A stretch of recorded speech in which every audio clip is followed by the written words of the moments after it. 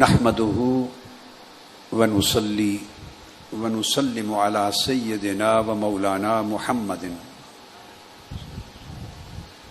رسوله النبي الأمين المكين الحنين الكريم الرؤوف الرحيم وعلى آله الطيبين الطاهرين المطهرين وصحبه الكرام المتقين المخلصين المكرمين وأولياء أمته والصالحين وعلماء ملته والعاملين وعلينا معهم أجمعين إلى يوم الدين. أما بعد،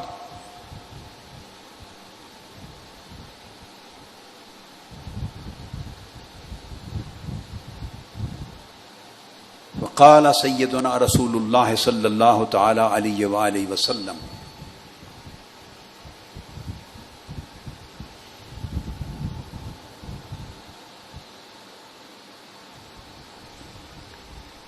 بعثت أنا والساعة كهاتين قال ودم السبابة والوسطى. روى هذا الحديث أنس بن مالك رضي الله تعالى عنه عن النبي الحبيب المصطفى صلى الله تعالى عليه وآله وسلم، وأخرجه الإمام البخاري والإمام مسلم في صحيحهما. معزز معتکفین و معتکفات، جملہ مشائخ اعظام، علماء کرام، خواتین و حضرات، عزیز طلبہ و طالبات، سامعین و سامعات،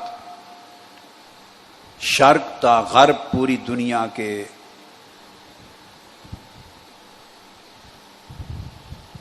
ٹی وی نیٹ ورک کے ذریعے اس عظیم روحانی اجتماع میں حاضرین و حاضرات،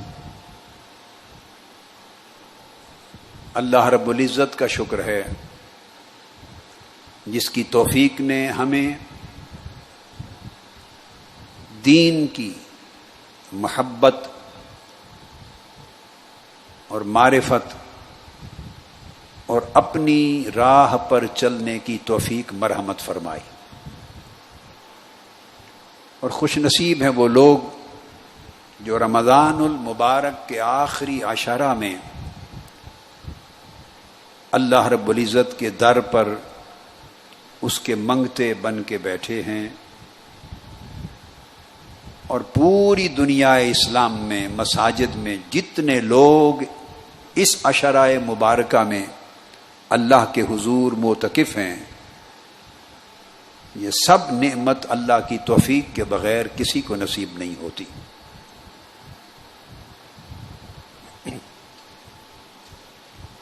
منہاج القرآن کو اس صدی کی عظیم احیاء اسلام اور تجدید دین کی تحریک کو، اس صدی کی عظیم اصلاح احوال امت کی تحریک کو، اس صدی کی عظیم فروغ و اشاعت دین کی تحریک کو، اس صدی کی عظیم اقامت و غلبہ دین حق کی تحریک کو یہ شرف حاصل ہے کہ حرمین شریفین کے بعد ہر سال عالم اسلام کا سب سے بڑا اعتکاف منہاج القرآن کے اس مرکز پہ ہوتا ہے، اور پھر اضافتاً آپ کو قدوۃ الاولیاء حضور سیدنا طاہر علاء الدین الگیلانی البغدادی قدس سر العزیز کا سایہ عاطفت نصیب ہوتا ہے، اور پھر آپ سلطان الاولیاء سید العارفین امام الکاملین حضور داتا گنج بخش سیدنا علی حجویری رضی اللہ تعالیٰ عنہ کی بستی میں معتکف ہوتے ہیں، اور حضور سیدنا غوث العظم غوث الثقلین ملحق الاصاغر بالاکابر، سلطان الکل سیدنا شیخ عبد القادر الجیلانی رضی اللہ تعالی عنہ، ان کے فیوزات اور ان کی توجہات میں سے حصہ پاتے ہیں، اور جمیع اولیاء امت اور مشائخ ملت اور تمام طرق اور سلاسل سلوک و طریقت کے اولیاء، طریقہ قادریہ، طریقہ چشتیہ، طریقہ نقشبندیہ مجددیہ، طریقہ سہروردیہ، طریقہ شاذلیہ، طریقہ رفاعیہ سمیت دنیا کے جتنے سلاسل اور طرق ہیں صوفیاء کے، ان اولیاء اور صالحین کی توجہات اور برکات میں سے حصے پاتے ہیں، چونکہ اس تحریک پر جمیع اولیاء امت کا سایہ ہے۔ اور یہ مجمع البرکات ہے۔ اسی وجہ سے اس زمانے میں یہ تحریک منبع الحسنات ہے اور مصدر الخیرات ہے۔ اس سے خیرات کے چشمے پھوٹ رہے ہیں، نیکیوں کے، تقوی کے، پرہیزگاری کے، علم کے، معرفت کے چشمے ابل رہے ہیں، اور لاکھوں لاکھوں لاکھوں انسان اس تحریک کی کاوشوں سے راہ راست پہ آ رہے ہیں۔ انہیں کھویا ہوا دین واپس مل رہا ہے، ان کے بگڑے ہوئے عقائد سنور رہے ہیں۔ وہ بھولے بھٹکے لوگ جو بد اعتقادی کا شکار ہو گئے تھے، وہ پلٹ کر پھر سوئے گنبد خضرا چل پڑے ہیں۔ ان کا تاجدار کائنات سے ٹوٹا ہوا تعلق غلامی جڑ رہا ہے، ان کا اللہ جل مجدہ کے حضور ٹوٹا ہوا ربط بندگی جڑ رہا ہے۔ آپ اندازہ نہیں کر سکتے کہ مشرق سے مغرب تک یہ صرف اب اہل پاکستان کی بات نہیں، جو تحریک منہاج القرآن کی برکتوں سے فیضیاب ہو رہے ہوں، پورا ہند، سرزمین ہند کا کریا کریا، شہر شہر اس کے فیوز و برکات سے متمتع ہو رہا ہے۔ بنگلہ دیش کا شہر شہر کریا کریا، افغانستان کا شہر شہر کریا کریا، اس سے بڑھ کے اب ایران، پھر عالم عرب، مشرق وسطی، پھر اس کے بعد مصر سے لے کے مغرب، الجزائر، سوڈان، ایریٹریا اور شرق تا غرب جتنے بلاد عالم ہیں جہاں مسلمان آباد ہیں، وہاں تک نہ صرف مشن کی آواز پہنچ رہی ہے، ہماری اس تحریک سے جنم لینے والی کتب، مصنفات اور مؤلفات، تفسیر میں، علوم قرآن میں، حدیث میں 150 کتب صرف علم الحدیث میں لکھی گئی ہیں۔ 150 کتب جو پچھلے کئی 100 سال کی تاریخ میں کوئی زمانہ اس کی مثال پیش نہیں کرتا۔ اللہ رب العزت نے یہ شرف اس تحریک منہاج القرآن کو عطا کیا۔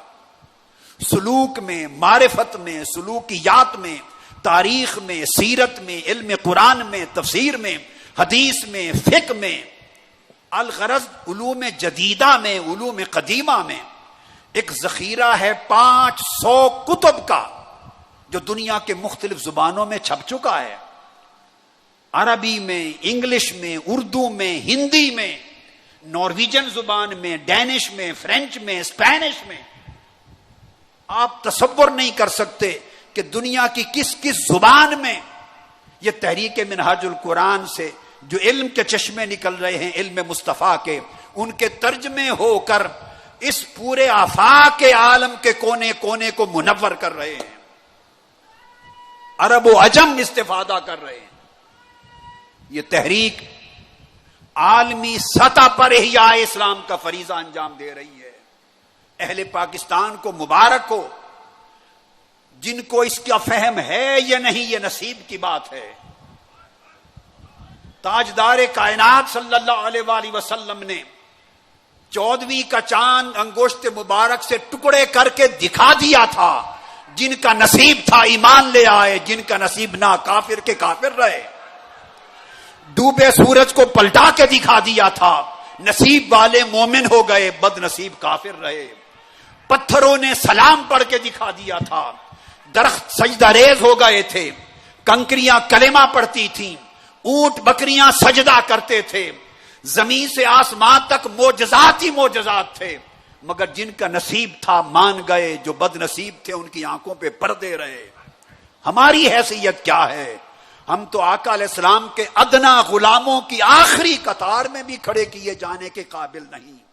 ہم تو کوئے مصطفیٰ کے سگوں میں سے ہیں، ہم تو کوڑا کرکٹ بھی نہیں ہیں، لہذا یہ سب فیض مصطفیٰ ہے، یہ فیض صدیق اکبر ہے، یہ فیض فاروق اعظم ہے، یہ فیض عثمان غنی ہے، یہ فیض علی شیر خدا ہے، یہ فیض حسنین کریمین ہے، یہ فیض اویس قرنی ہے، یہ فیض امام جعفر صادق ہے، یہ فیض امام اعظم ہے، یہ فیض فضیل ابن ایاز ہے، یہ فیض ابراہیم ابن ادم ہے، یہ فیض بشر الحافی ہے، یہ فیض ذنون مصری ہے، یہ فیض غوث اعظم ہے، یہ فیض خواجہ اجمیر ہے، یہ فیض داتا حجویر ہے، یہ فیض شیخ سرہند ہے۔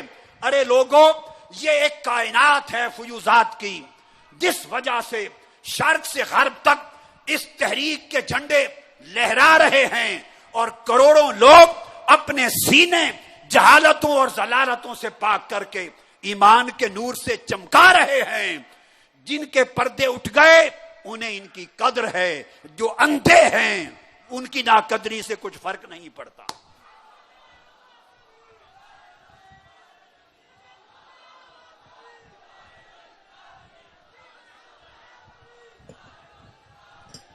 جنہوں نے نہیں ماننا تھا وہ حسین کو نہیں مانے، جنہوں نے نہیں ماننا تھا انہوں نے حسین کا سر قلم کر دیا، انہوں نے علی اکبر و علی اصغر کو شہید کر دیا، انہوں نے سیدہ زینب اور زین العابدین کو قیدی بنا دیا۔ جنہوں نے نہیں ماننا تھا وہ غوث العظم کو نہ مانے، نہیں ماننا تھا وہ خواجہ اجمیر کو نہ مانے۔ ہماری تو حیثیت ہی کچھ نہیں ہے، ہم تو ان کے غلاموں کی آخری صف میں جہاں جوتے رکھے جاتے ہیں اس میں بھی بیٹھنے کے قابل نہیں۔ ہم کیا ہیں؟ تنکوں کی حیثیت بھی نہیں، اس سے بھی ہلکے ہیں۔ لہذا ہر کسی کو ہر کوئی نہیں مانتا۔ اگر ہر کوئی مانتا تو معجزات مصطفیٰ دیکھ کر کوئی ابو جہل نہ رہتا، ابو لہب نہ رہتا، اور تبت یدا ابی لہب نہ نکل اترتی، اور انا شانئک ھو الابتر کا نزول نہ ہوتا۔ اگر ہر کوئی مان لیتا تو پھر کوئی یزید نہ رہتا، کوئی فرعون نہ رہتا، کوئی قارون نہ رہتا۔ یہ نصیب کی بات ہے۔ آج کا دور فتن کا دور ہے، حق اور باطل کی جنگ ہر دور میں رہی۔ حضرت نوح علیہ السلام کے خلاف بھی تھی، حضرت ابراہیم کے خلاف بھی تھی۔ ادھر ابراہیم تھے ادھر نمرود تھا، ادھر موسیٰ تھے ادھر فرعون تھا۔ حق و باطل کی جنگ ہر دور میں رہی۔ اس دور میں فتنوں کا غلبہ ہو گیا۔ خوش نصیب ہیں وہ لوگ جو آج دور فتن میں حق کے چراغ جلا رہے ہیں۔ خوش نصیب ہیں وہ لوگ جو آج فتنوں کے دور میں نور کے چراغ لے کر اندھیروں کے ساتھ لڑ رہے ہیں۔ تحریک منہاج القرآن نے الحمدللہ تعالی دینی دنیاوی ہر اعتبار سے اصلاح کا فریضہ، اس کا بیڑا اٹھایا، فریضہ نبھا رہی ہے، اور انشاءاللہ وہ دن دور نہیں مصطفی انقلاب کے پروانوں جب انشاءاللہ غلبہ دین حق کی منزل آپ کو نصیب ہوگی۔ پچھلے سال دسمبر اور جنوری میں ہم نے آذان دی تھی، آذان دی تھی، فقط آذان دی تھی، جماعت ابھی باقی ہے۔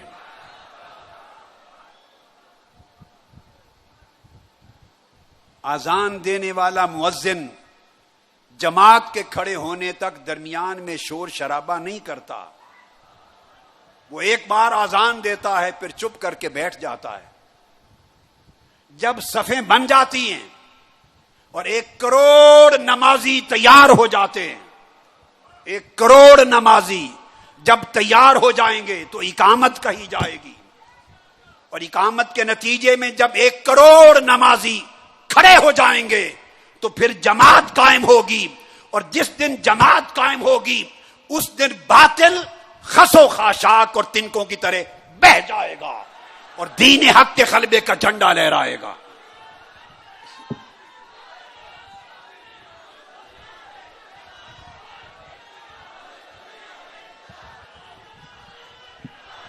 ہم چھوٹی چھوٹی باتوں میں نہیں الجھتے، ہم سنار کی ٹھک ٹھک نہیں کرتے، ہم سنار کی ٹھک ٹھک نہیں کرتے، ہم لوہار کی ایک ہی لگائیں گے۔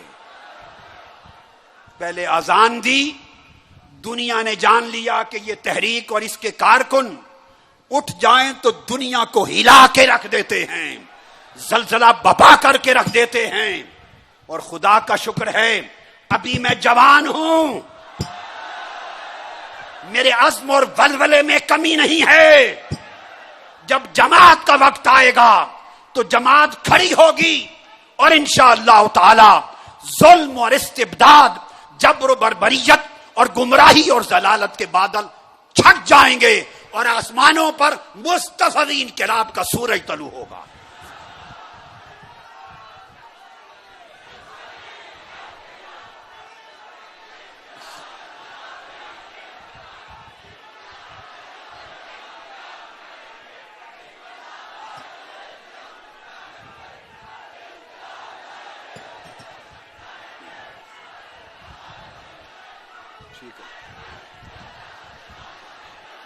آپ کا کام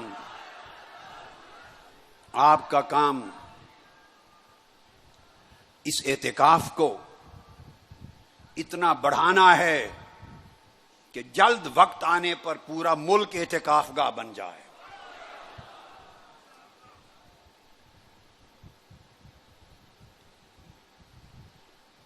یہ چند ابتدائیہ کلمات تھے۔ آپ نے کروڑ نمازی تیار کرنے ہیں، آپ میری بات سمجھ رہے ہیں؟ وہ کروڑ نمازی کے اقامت پر کھڑے ہو جائیں۔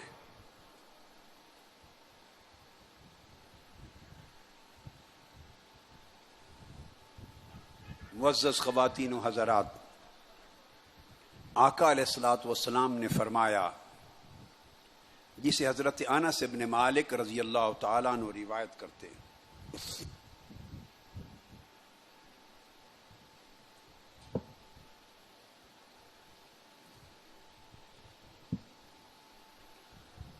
اور میں حاجی عبد الرؤوف صاحب کو اور حاجی اقبال صاحب کو اور اروائی کے احباب کو اور کیو ٹی وی کو کہوں گا کہ جب یہ خطاب ٹی وی پر آن ایئر ہو تو یہ حصہ نہ کاٹیے، یہ بھی اس امت کے لیے پیغام ہے، لفظ بلفظ جاری کر دیں، ہر شخص تک یہ پیغام پہنچنے دیں۔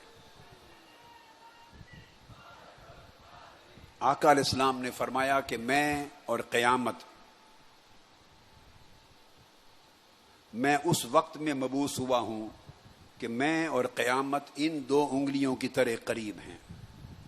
آقا علیہ السلام نے ان 2 انگلیوں کو باہم جوڑ دیا، جس کا مطلب یہ ہے کہ آقا علیہ الصلوۃ والسلام کے اسی دور میں قرب قیامت کے آثار نمودار ہونے لگ جائیں گے۔ وہ آثار جنہیں حضور علیہ الصلوۃ والسلام نے فتنہ کہا، فتنوں کا وہ دور شروع ہو چکا۔ آج ہم ان فتنوں کا ذکر کریں گے اور آپ جائزہ لیں گے کہ آقا علیہ الصلوۃ والسلام کی بصیرت کا کیا عالم۔ جو کچھ آج ہو رہا ہے اس کو آنکھوں کے سامنے رکھیے، اور جو کچھ آقا علیہ الصلوۃ والسلام نے فرمایا ہے، احادیث نبوی کے الفاظ ایک ایک لفظ غور سے سنتے جائیے، اور پھر دیکھیے کہ ہے کوئی ایک چیز جو فرمان مصطفیٰ سے مختلف ہو اور جس کی آقا علیہ السلام نے پیشگی خبر نہ دے دی ہو، آج رات ان فتنوں کا ذکر ہوگا، پھر ان فتنوں سے بچاؤ کیسے ممکن ہے، بچاؤ اس کا ذکر کل رات سے شروع ہوگا انشاءاللہ تعالی۔ ارشاد فرمایا، حضرت عبداللہ بن عمرو بن العاص رضی اللہ تعالیٰ عنہ روایت کرتے ہیں کہ قیامت سے قبل جو فتنے ظاہر ہوں گے اور جس دور فتن میں ہم اس وقت موجود ہیں، ارشاد فرمایا کہ ان میں ایک بہت بڑا فتنہ یہ ہوگا کہ ان اللہ لا يقبض العلم انتزاعا ينتزعه من العباد ولكن يقبض العلم بقبض العلماء۔ فرمایا کہ علم اٹھا لیا جائے گا، یہ بات میں نے کل بھی کی تھی، آج یہاں سے ابتدا ہو رہی، علم اٹھا لیا جائے گا۔ اور آقا علیہ السلام نے فرمایا کہ علم دنیا سے اس طرح نہیں اٹھایا جائے گا کہ لوگوں کے سینوں میں سے چھین لیا جائے، نکال لیا جائے، نہیں، بلکہ علماء ربانیین، سچے حاملان علم، سچے وارثان علم، یک بادیگرے ایک ایک کر کے دنیا سے اٹھتے چلے جائیں گے۔ جب علم محمدی کے سچے وارث یک بادیگرے دنیا سے اٹھتے چلے جائیں گے تو اس طرح گویا ان علماء ربانیین کے دنیا سے اٹھ جانے سے علم بھی اٹھ جائے گا، علم حق اٹھ جائے گا۔ اور پھر آقا علیہ السلام نے فرمایا حتی اذا لم یبق عالما اتخذ الناس رؤوسا جہالا، جب کوئی ایک بھی عالم ربانی نہیں بچے گا، یا جہاں جس شہر قریے خطے علاقے سے عالم حق اٹھ جائے گا، وہاں لوگ جاہلوں کو جو علم حق سے خالی ہیں اور اس کے صحیح وارث و حامل نہیں، انہیں اپنا سربراہ سردار بنا لیں گے، فسئلوا، پھر ان سے دین کے سوال کرنے لگ جائیں گے، فافتوا بغیر علم، اور وہ علم حق کے بغیر فتوے دیں گے، فضلوا واضلوا، وہ خود بھی گمراہ ہوں گے اور لوگوں کو بھی گمراہ کریں گے۔ یہ وہ فتنہ ہے اور وہ علامت ہے جسے آپ ہر روز کثرت کے ساتھ دیکھتے ہیں، اس کی وضاحت کی چنداں ضرورت نہیں، سے آپ دیکھتے ہیں کہ کس طرح علماء حق کی کمی ہوتی جا رہی ہے، کس طرح دنیا علماء ربانیین سے خالی ہوتی جا رہی ہے، اور ان کی جگہ کس طرح علماء سو لیتے چلے جا رہے ہیں، اور لوگوں کو علماء سو جھوٹے فتوے دے کر کس طرح گمراہ کرتے ہیں، کس طرح ان کے ذہنوں کو پراگندہ کرتے ہیں، کس طرح امت کو تفرقہ میں مبتلا کرتے ہیں، اور کس طرح اپنی بدعمالیوں اور بے علمیوں کی وجہ سے امت کو راہ حق سے پھسلاتے ہیں اور دین کو بدنام کرتے ہیں، دین کو ہلکا کرتے ہیں، اور معاشرے کی نگاہ میں وہ اپنے بے کردار ہونے کے باعث دین کے وقار کو کس طرح ختم کرتے چلے جا رہے ہیں۔ اب اس کے بعد آج میں احادیث کا تذکرہ کروں گا، تھوڑی تھوڑی وضاحت کرتا جاؤں گا، مضمون اتنا جامع ہے کہ صرف احادیث نبوی ہی آج کا خطاب ہوگا۔ میں چاہتا ہوں تاکہ عین کلام مصطفیٰ کو سنیں، الفاظ نبوت کو سنیں، اور براہ راست آقا علیہ السلام کے کلمات مبارکہ سے پورے فتنوں کے تصور کو سمجھیں اور آج کے دور میں اس کے نقشے کو دیکھتے چلے جائیں.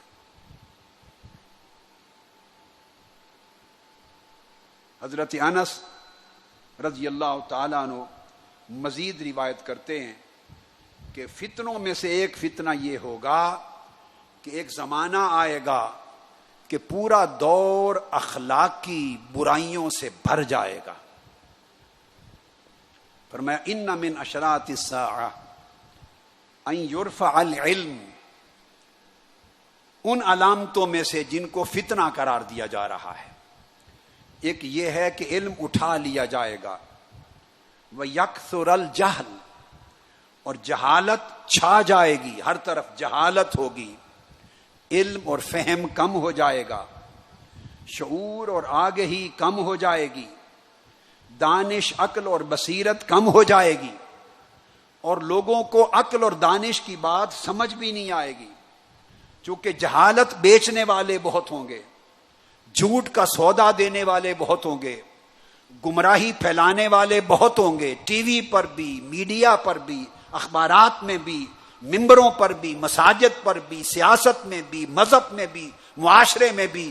وہ لوگ جو گمراہی پھیلا رہے ہوں گے، جہالت پھیلا رہے ہوں گے، لوگوں میں بے شعوری پھیلا رہے ہوں گے، ان کی کثرت ہو جائے گی، اور حق کی بات اور صحیح شعور کی بات کرنے والے کم ہوں گے، سو ان کی بات اتنی نہیں سنی جائے گی. فرمایا جہل کثرت کے ساتھ پھیل جائے گی. وَيَكْثُرَ الزِّنَا، بدکاری معاشرے میں عام ہو جائے گی. وَيَكْثُرَ شُرْبُ الْخَمْرِ، شراب کا پینا عام ہو جائے گا.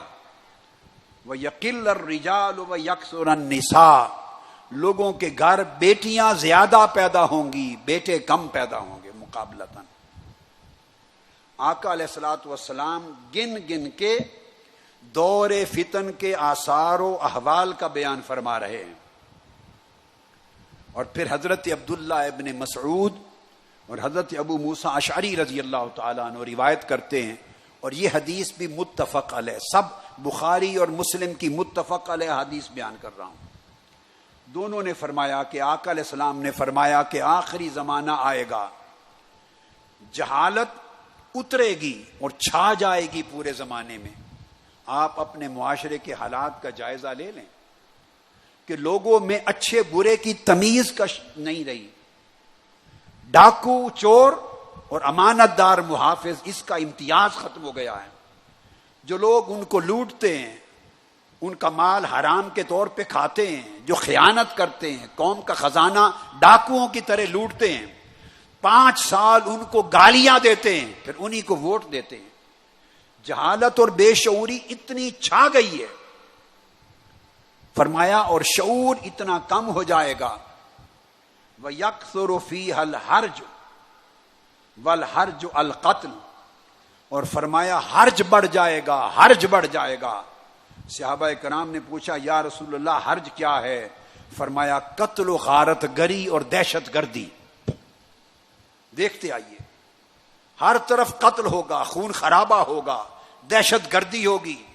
اور ایک حدیث میں آقا علیہ السلام نے فرمایا نہ قاتل کو معلوم ہوگا کہ میں اس کو قتل کیوں کر رہا ہوں، نہ مرنے والے کو پتا ہوگا کہ مجھے قتل کیوں کیا گیا، نہ اس کے وارثوں کو پتا ہوگا.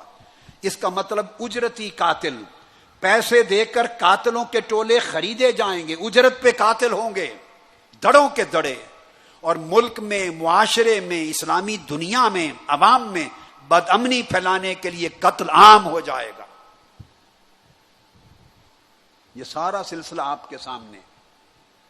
اب پھر آقا علیہ الصلوۃ والسلام نے ایک روز صحابہ کرام کی مجلس میں اسے امام احمد بن حنبل نے اور ابن ماجہ نے اور ابن ابی شیبہ نے اور طبرانی نے اور امام حاکم نے روایت کیا، اور حدیث صحیح ہے. آپ نے بیان کیا اس طرح کہ ایک زمانہ آئے گا کہ دنیا سے علم اٹھا دیا جائے گا، اٹھ جائے گا.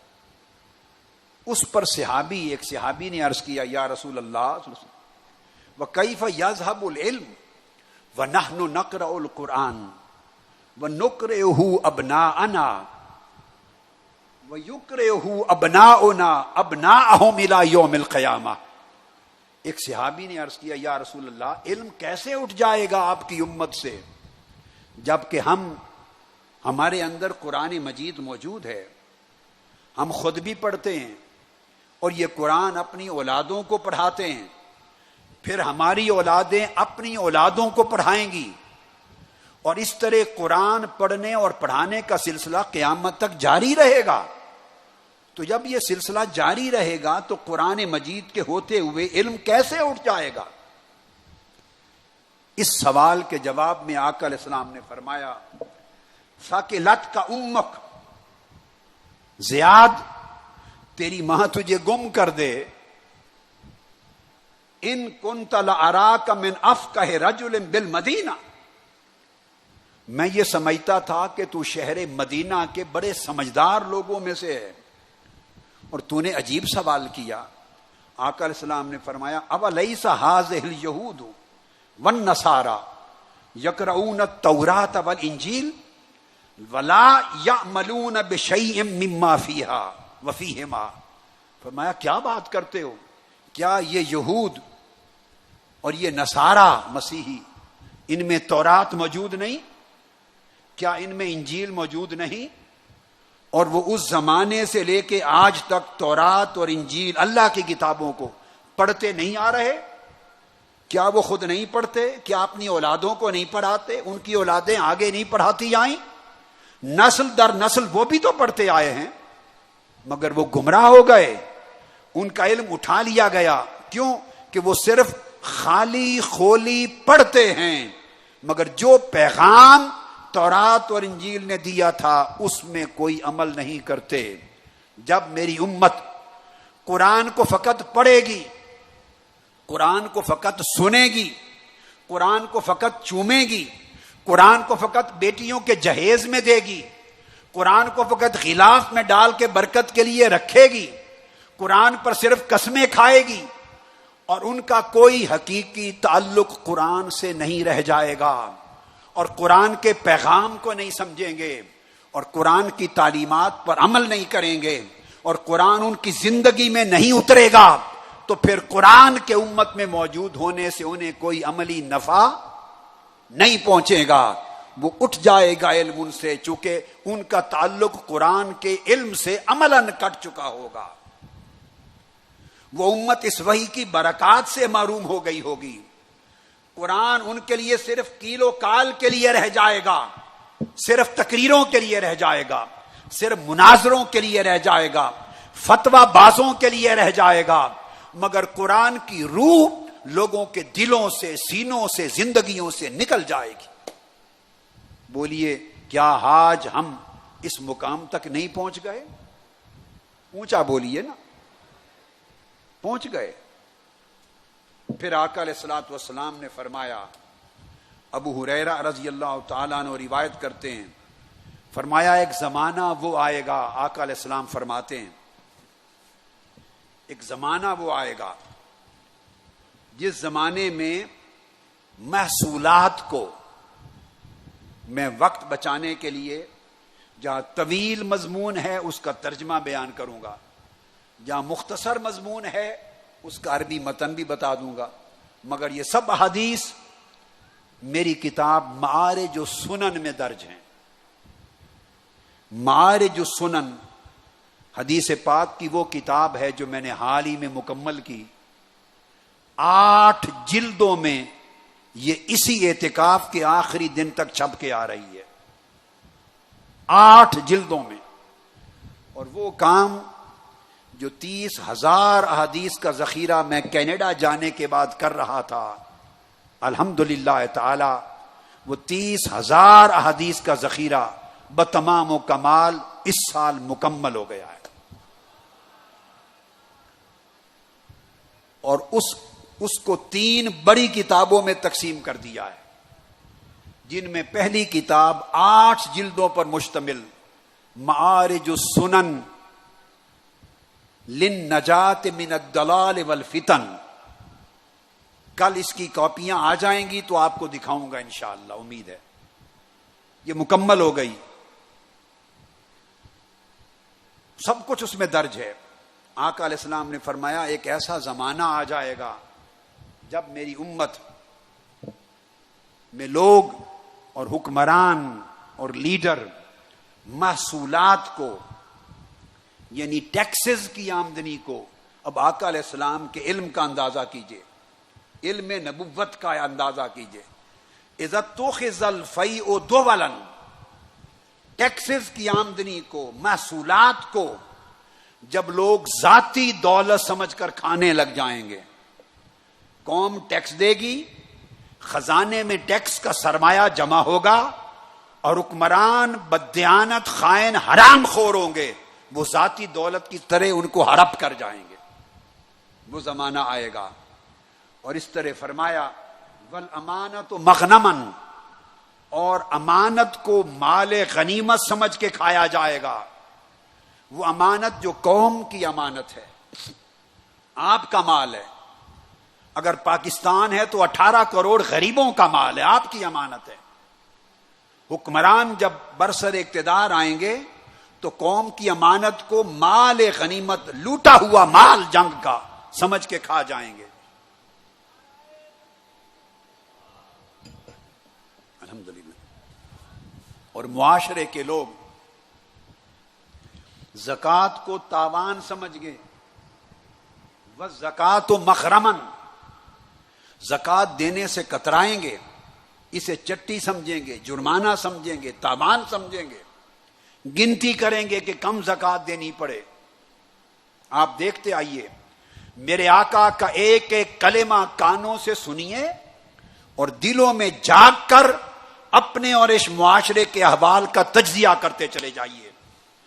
1500 سال پہلے میرے آقا نے فرمایا، اللہ کی عزت کی قسم، یوں لگتا ہے کہ آج کا زمانہ پردے اٹھ گئے تھے، مصطفیٰ کی آنکھوں کے سامنے تھا، ہمارے احوال کو دیکھ رہے تھے، ہمارے اعمال کو دیکھ رہے تھے، ہماری قلبی کیفیات کو دیکھ رہے تھے، ہماری خیانتوں کو، بددیانتی کو دیکھ رہے تھے، ہماری لوٹ مار کرپشن کو دیکھ رہے تھے۔ آقا دو جہاں، یہ میرے کلمات نہیں ہیں، یہ آقا علیہ السلام کے فرمودات ہیں۔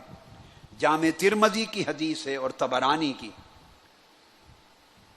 فرمایا کہ زکوٰۃ کو جرمانہ سمجھا جائے گا، وَتُعْلِمَ لِغَيْرِ الدِّينِ، اور علم دین کا حاصل کرنے سے لوگ کترائیں گے اور دنیاوی علم کی طرف رغبت بڑھ جائے گی، سمجھیں کہ دین کے علم حاصل کرنے کا فائدہ کوئی نہیں، سوسائٹی میں دینی علم کی قدر و قیمت نہیں رہے گی، دینی علم کے لیے لوگوں کی رغبت نہیں رہے گی۔ کیا بنانا ہے، کیا کرنا ہے، مولوی بنا کر کیا کرے گا؟ مولوی بنے گا، امام بنے گا، خطیب بنے گا، نہ کوئی پیسہ، نہ ٹکا، نہ عزت، نہ کوئی طاقت۔ علم دین کی قدر سوسائٹی میں ختم ہو جائے گی، دین کو لوگ نیچا دیکھیں گے، علم دین کو بے قدر دیکھیں گے، اور دنیاوی علم کی رغبت بڑھ جائے گی، اہمیت بڑھ جائے گی۔ اور پھر ارشاد فرمایا، پھر لوگ ایسا وقت آئے گا کہ بیوی کی اطاعت کریں گے اور ماں باپ کی بات نہیں مانیں گے۔ ایسا وقت آئے گا کہ اولاد اپنے دوستوں سے زیادہ محبت کرے گی، باپ کو دور رکھے گی۔ راز کی بات دوست سے کرے گا بیٹا، دوست سے، باپ کو نہیں بتائے گا، باپ سے دور ہو جائے گا، دوستوں کے قریب ہوگا۔ آج جھانک کر اپنی اولادوں کے حوال پہ غور کرو کہ آج کے موسٹلی اکثر باپوں کو یہ شکوہ نہیں ہے اپنی اولاد سے۔ اور پھر آقا علیہ السلام نے فرمایا، مسجدوں میں آوازیں بلند ہوں گی، وَظَهَرَتِ الْأَصْوَاتُ فِي الْمَسَاجِدِ، جھگڑے ہوں گے مسجدوں میں، فساد ہوں گے، آوازیں بلند ہوں گی۔ اور پھر خاص چیز جو ارشاد فرمائی، فرمایا وَسَادَ الْقَبِيلَةَ فَاسِقُهُمْ، پھر وہ دور آئے گا کہ مختلف طبقات اور برادریوں میں جو فاسق، فاجر، شرابی، بدکار، رساگیر، غنڈے، کرپٹ لوگ ہوں گے، فاسق و فاجر، رساگیر، شرابی، زانی، بدکار، رساگیر جو لوگ ہوں گے، وہ ان برادریوں، قبیلے اور علاقوں کے لیڈر بن جائیں گے، وہ ان کے ہیڈ اور سربراہ بن جائیں گے۔ اور پھر آقا نے فرمایا وَكَانَ زَعِيمُ الْقَوْمِ أَرْذَلُهُمْ، اور پھر وہ لوگ جو اپنے کردار میں گھٹیا ہوں گے، جن کے کردار میں نہ دین ہوگا، نہ امانت ہوگی، نہ دیانت ہوگی، خائن ہوں گے، جھوٹے ہوں گے، بد کردار ہوں گے، لٹیرے ہوں گے، کرپٹ ہوں گے، بد دیانت ہوں گے، کردار میں گھٹیا لوگ، فرمایا وہ قوم کے لیڈر حکمران بن جائیں گے۔ قوم نیک کردار والے لوگوں کو لیڈر منتخب نہیں کرے گی، قوم اچھے متقی لوگوں کو اپنا رہبر نہیں بنائے گی، گٹیا، کمینے، جھوٹے، خائن، لٹیرے، کرپٹ، ان کو لیڈر بنایا جائے گا۔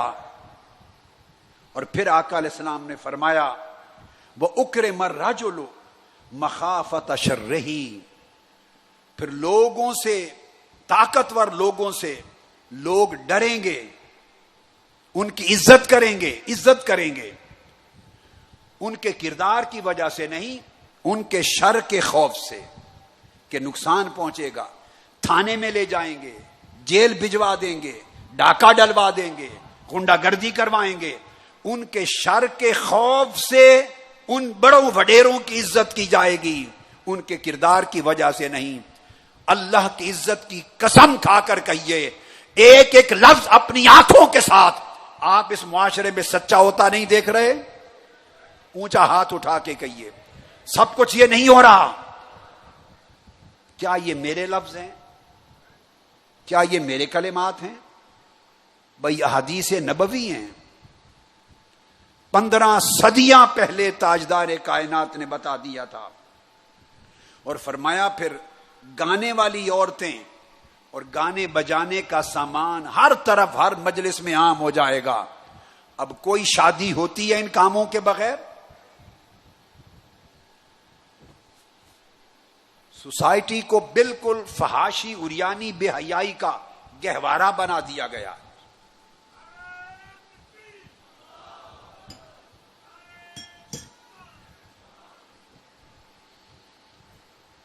اور آقا علیہ السلام نے فرمایا پھر شربت الخمور، شرابیں سرعام پی جانے لگیں گی، گھر گھر پی جائیں گی شرابیں۔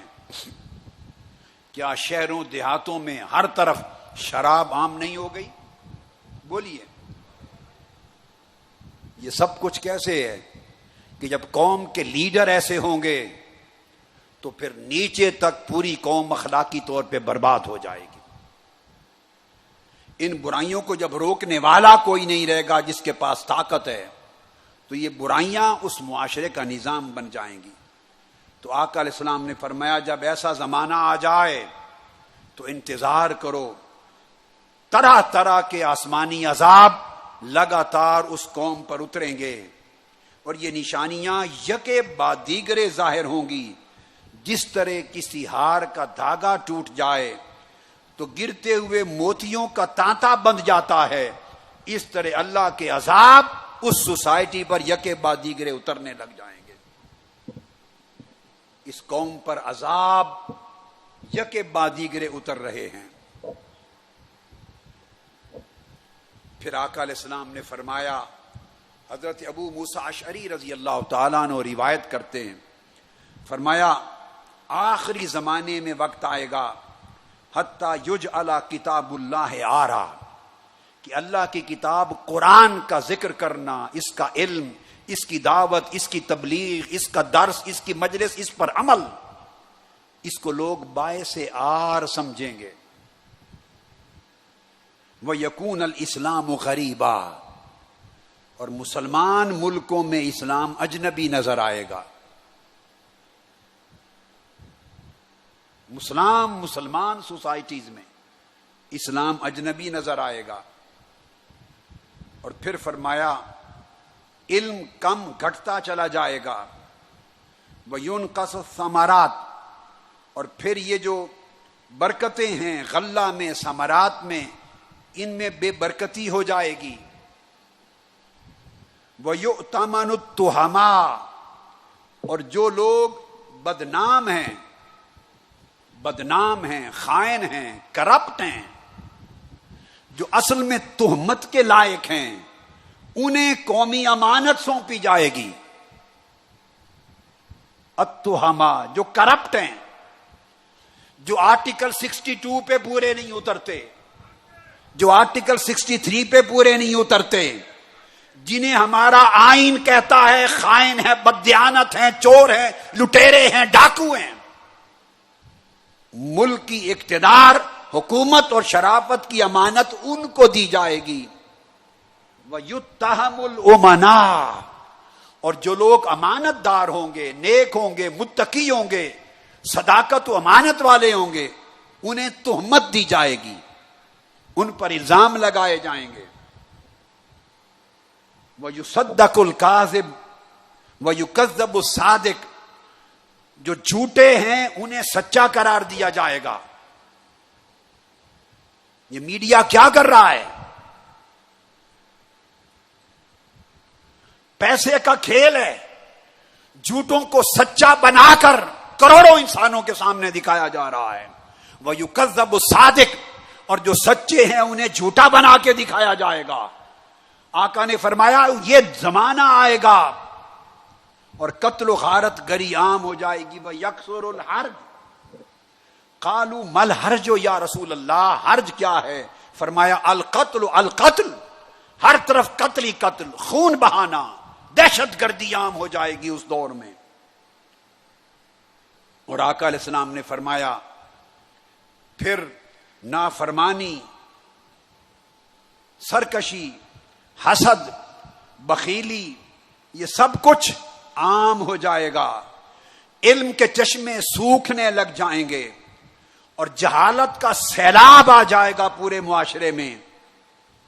حتیٰ کہ اولاد ایسی ہو جائے گی، اولاد ماں باپ کے لیے دکھ اور غم و غصہ کا باعث بنے گی، اور بدکاریاں معاشرے میں اعلان ہونے لگ جائیں گی. فرمایا جب ایسا زمانہ آ جائے تو انتظار کرو، زمین کی تنابیں کھینچ لی جائیں گی، طرح طرح کے عذاب زمین اور اہل زمین کو اپنی لپیٹ میں لے لیں گے. آقا علیہ الصلوۃ والسلام نے یہ بھی ارشاد فرمایا کہ ایسا زمانہ، حضرت عبداللہ ابن مسعود روایت کرتے ہیں مسند دارمی میں، کہ ایسا زمانہ آئے گا کہ شر غالب آ جائے گا، اور پہلے زمانے کے مقابلے میں شر کہیں زیادہ غالب اور عام ہوگا.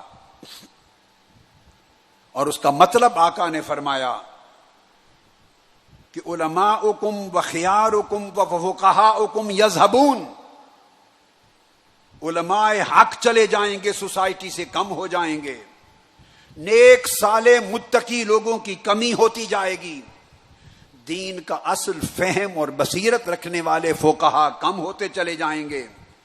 ثم لا تجدون منہم خلفا، پھر ان کا بدل تمہیں نہیں ملے گا.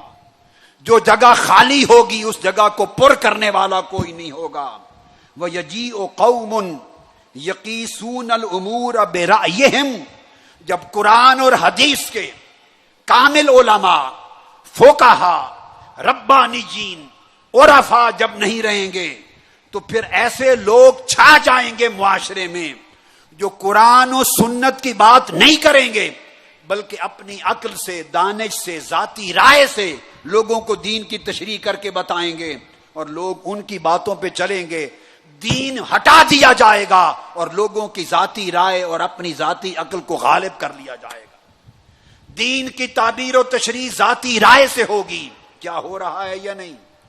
ہر شخص کہتا ہے میری رائے میں یہ ہے، میں یہ سمجھتا ہوں، میرے خیال میں یہ ہے. ارے نادان، تیری رائے کی حیثیت کیا ہے دین میں؟ ارے بدبخت، تیرے خیال اور قیاس کی حیثیت کیا ہے مصطفیٰ کے دین میں؟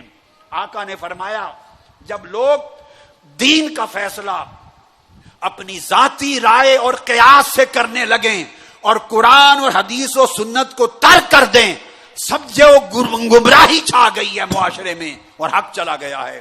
یہ دور فتنہ ہے. اس کو عبداللہ ابن مسعود نے روایت کیا اور امام دارمی نے اس کی تخریج کی. اس کے بعد آقا علیہ السلام نے فرمایا حضرت معاذ ابن جبل رضی اللہ تعالیٰ عنہ روایت کرتے ہیں، فرمایا یکون فی آخر الزمان اقوام اخوان العلانیت اعداء السریرہ، آخری زمانے میں ایسی جماعتیں پیدا ہوں گی، اقوام سن لیں، ایسی جماعتیں، پارٹیاں، جماعتیں، ایسے گروہ، ایسے طبقات پیدا ہو جائیں گے جو حقیقت میں تو ایک دوسرے کے دشمن ہوں گے، ایک دوسرے سے ان کی دشمنی ہوگی، عداوت ہوگی، نفرت ہوگی، اندر سے دشمنی اور عداوت ہوگی، مگر اوپر سے ملے ہوئے ہوں گے، گتھم گتھا ہوں گے، جڑے ہوں گے۔ صحابہ کرام نے پوچھا فکیف یکون ذالک، آقا ایسے کس طرح ممکن ہے کہ دلوں میں تو وہ ایک دوسرے کے دشمن ہوں اور اوپر سے کیسے دوست ہوں گے؟ قال ذالک برغبت بعضهم الی بعض ورہبت بعضهم الی بعض، وہ مفادات ان کو جوڑ دیں گے، سیاسی مفادات، اقتدار، لالچ، پیسہ، لوٹ مار، یہ جو ظاہری دنیا کے مفادات ہیں وہ دلوں کے دشمنوں کو اوپر دوست بنا دیں گے، ان کی الائنس بن جائیں گے، وہ جڑ جائیں گے، اندر سے گالیاں دیں گے چھپے بندوں، اوپر سے لوٹ مار چکے کامن ایجنڈا ہے اس لیے جڑ جائیں گے۔ آج کا سارا نظام تاجدار کائنات کی اس حدیث پاک کا منہ بولتا ثبوت ہے کہ لوگوں کے منشور آپس میں نہیں ملتے، خیالات آپس میں نہیں ملتے، رائے نہیں ملتی، آئیڈیالوجی نہیں ملتی، فکر نہیں ملتا، پھر ایک دوسرے سے نفرت ہے، دشمن ہے، گالیاں دیتے ہیں، تنہا بیٹھتے ہیں، مگر اسلام آباد میں بیٹھ کے اسمبلی میں ایک ہوتے ہیں، اسمبلیوں میں ایک ہوتے ہیں، چونکہ گٹھ جوڑ ہے لوٹ مار پر، گٹھ جوڑ ہے کرپشن پر، گٹھ جوڑ ہے حکومت اور اقتدار پر، گٹھ جوڑ ہے مفادات پر، یا گٹھ جوڑ ہے خوف پر کہ کہیں نقصان نہ پہنچا دیں۔ آقا نے فرمایا اندر سے دشمن ہوں گے، اوپر سے دوست ہو جائیں گے، وَذَلِكَ بِرَغْبَةِ بَعْضِهِمْ إِلَىٰ بَعْضٍ وَرَهْبَةِ بَعْضِهِمْ إِلَىٰ بَعْضٍ، یا دنیا کا مفاد ان کو اوپر سے جوڑے گا یا ایک دوسرے کا خوف اور خطرہ جو ہے وہ ایک دوسرے سے جوڑ دے گا۔ آپ اندازہ کیجئے آقا علیہ الصلوۃ والسلام نے کون سی چیز ایسی ہے جو چھوڑ دی جس کا پورا رنگ اور نقشہ آج ہمیں دکھائی نہیں دے رہا؟ بیٹے اس کو گرم کروا کے لے، یہ ٹھنڈا ہو گیا، لے جاؤ گرم، نہیں چھوڑو، گرم کروا کے لے۔ لوگوں بات سمجھنے والی ہے، دین فقط مسجدوں میں آ کے نماز پڑھ لینے کا نام نہیں ہے، میری بات یاد رکھ لیں۔ دین صرف ماہ رمضان میں روزے رکھ لینے کا نام فقط نہیں ہے، دین صرف حج اور عمرے پر چلے جانے کا نام نہیں ہے۔ اگر دین آپ کے قلب و باطن میں نہیں اترا، اگر دین آپ کے فکر اور سوچ میں نہیں اترا، اگر دین آپ کے سینوں میں آباد نہیں، اگر دین آپ کی زندگی پر نافذ نہیں ہے اور آپ کے ظاہر و باطن کے احوال دین کے تابع نہیں ہیں، تو اس کا مطلب ہے آپ دین سے دور اور دین آپ سے دور۔ ہم دین کی رسموں پر مطمئن ہو گئے ہیں اور دین کی جو حقیقت ہے اس سے کلیتاً دور ہو چکے ہیں۔ اگر دین کی حقیقت کو راسخ کرنے کی بات کی جاتی ہے تو ہمارے ذہن اتنے پراگندہ فرسودہ ہو گئے، کہا جاتا ہے کہ یہ تو سیاست ہو گئی۔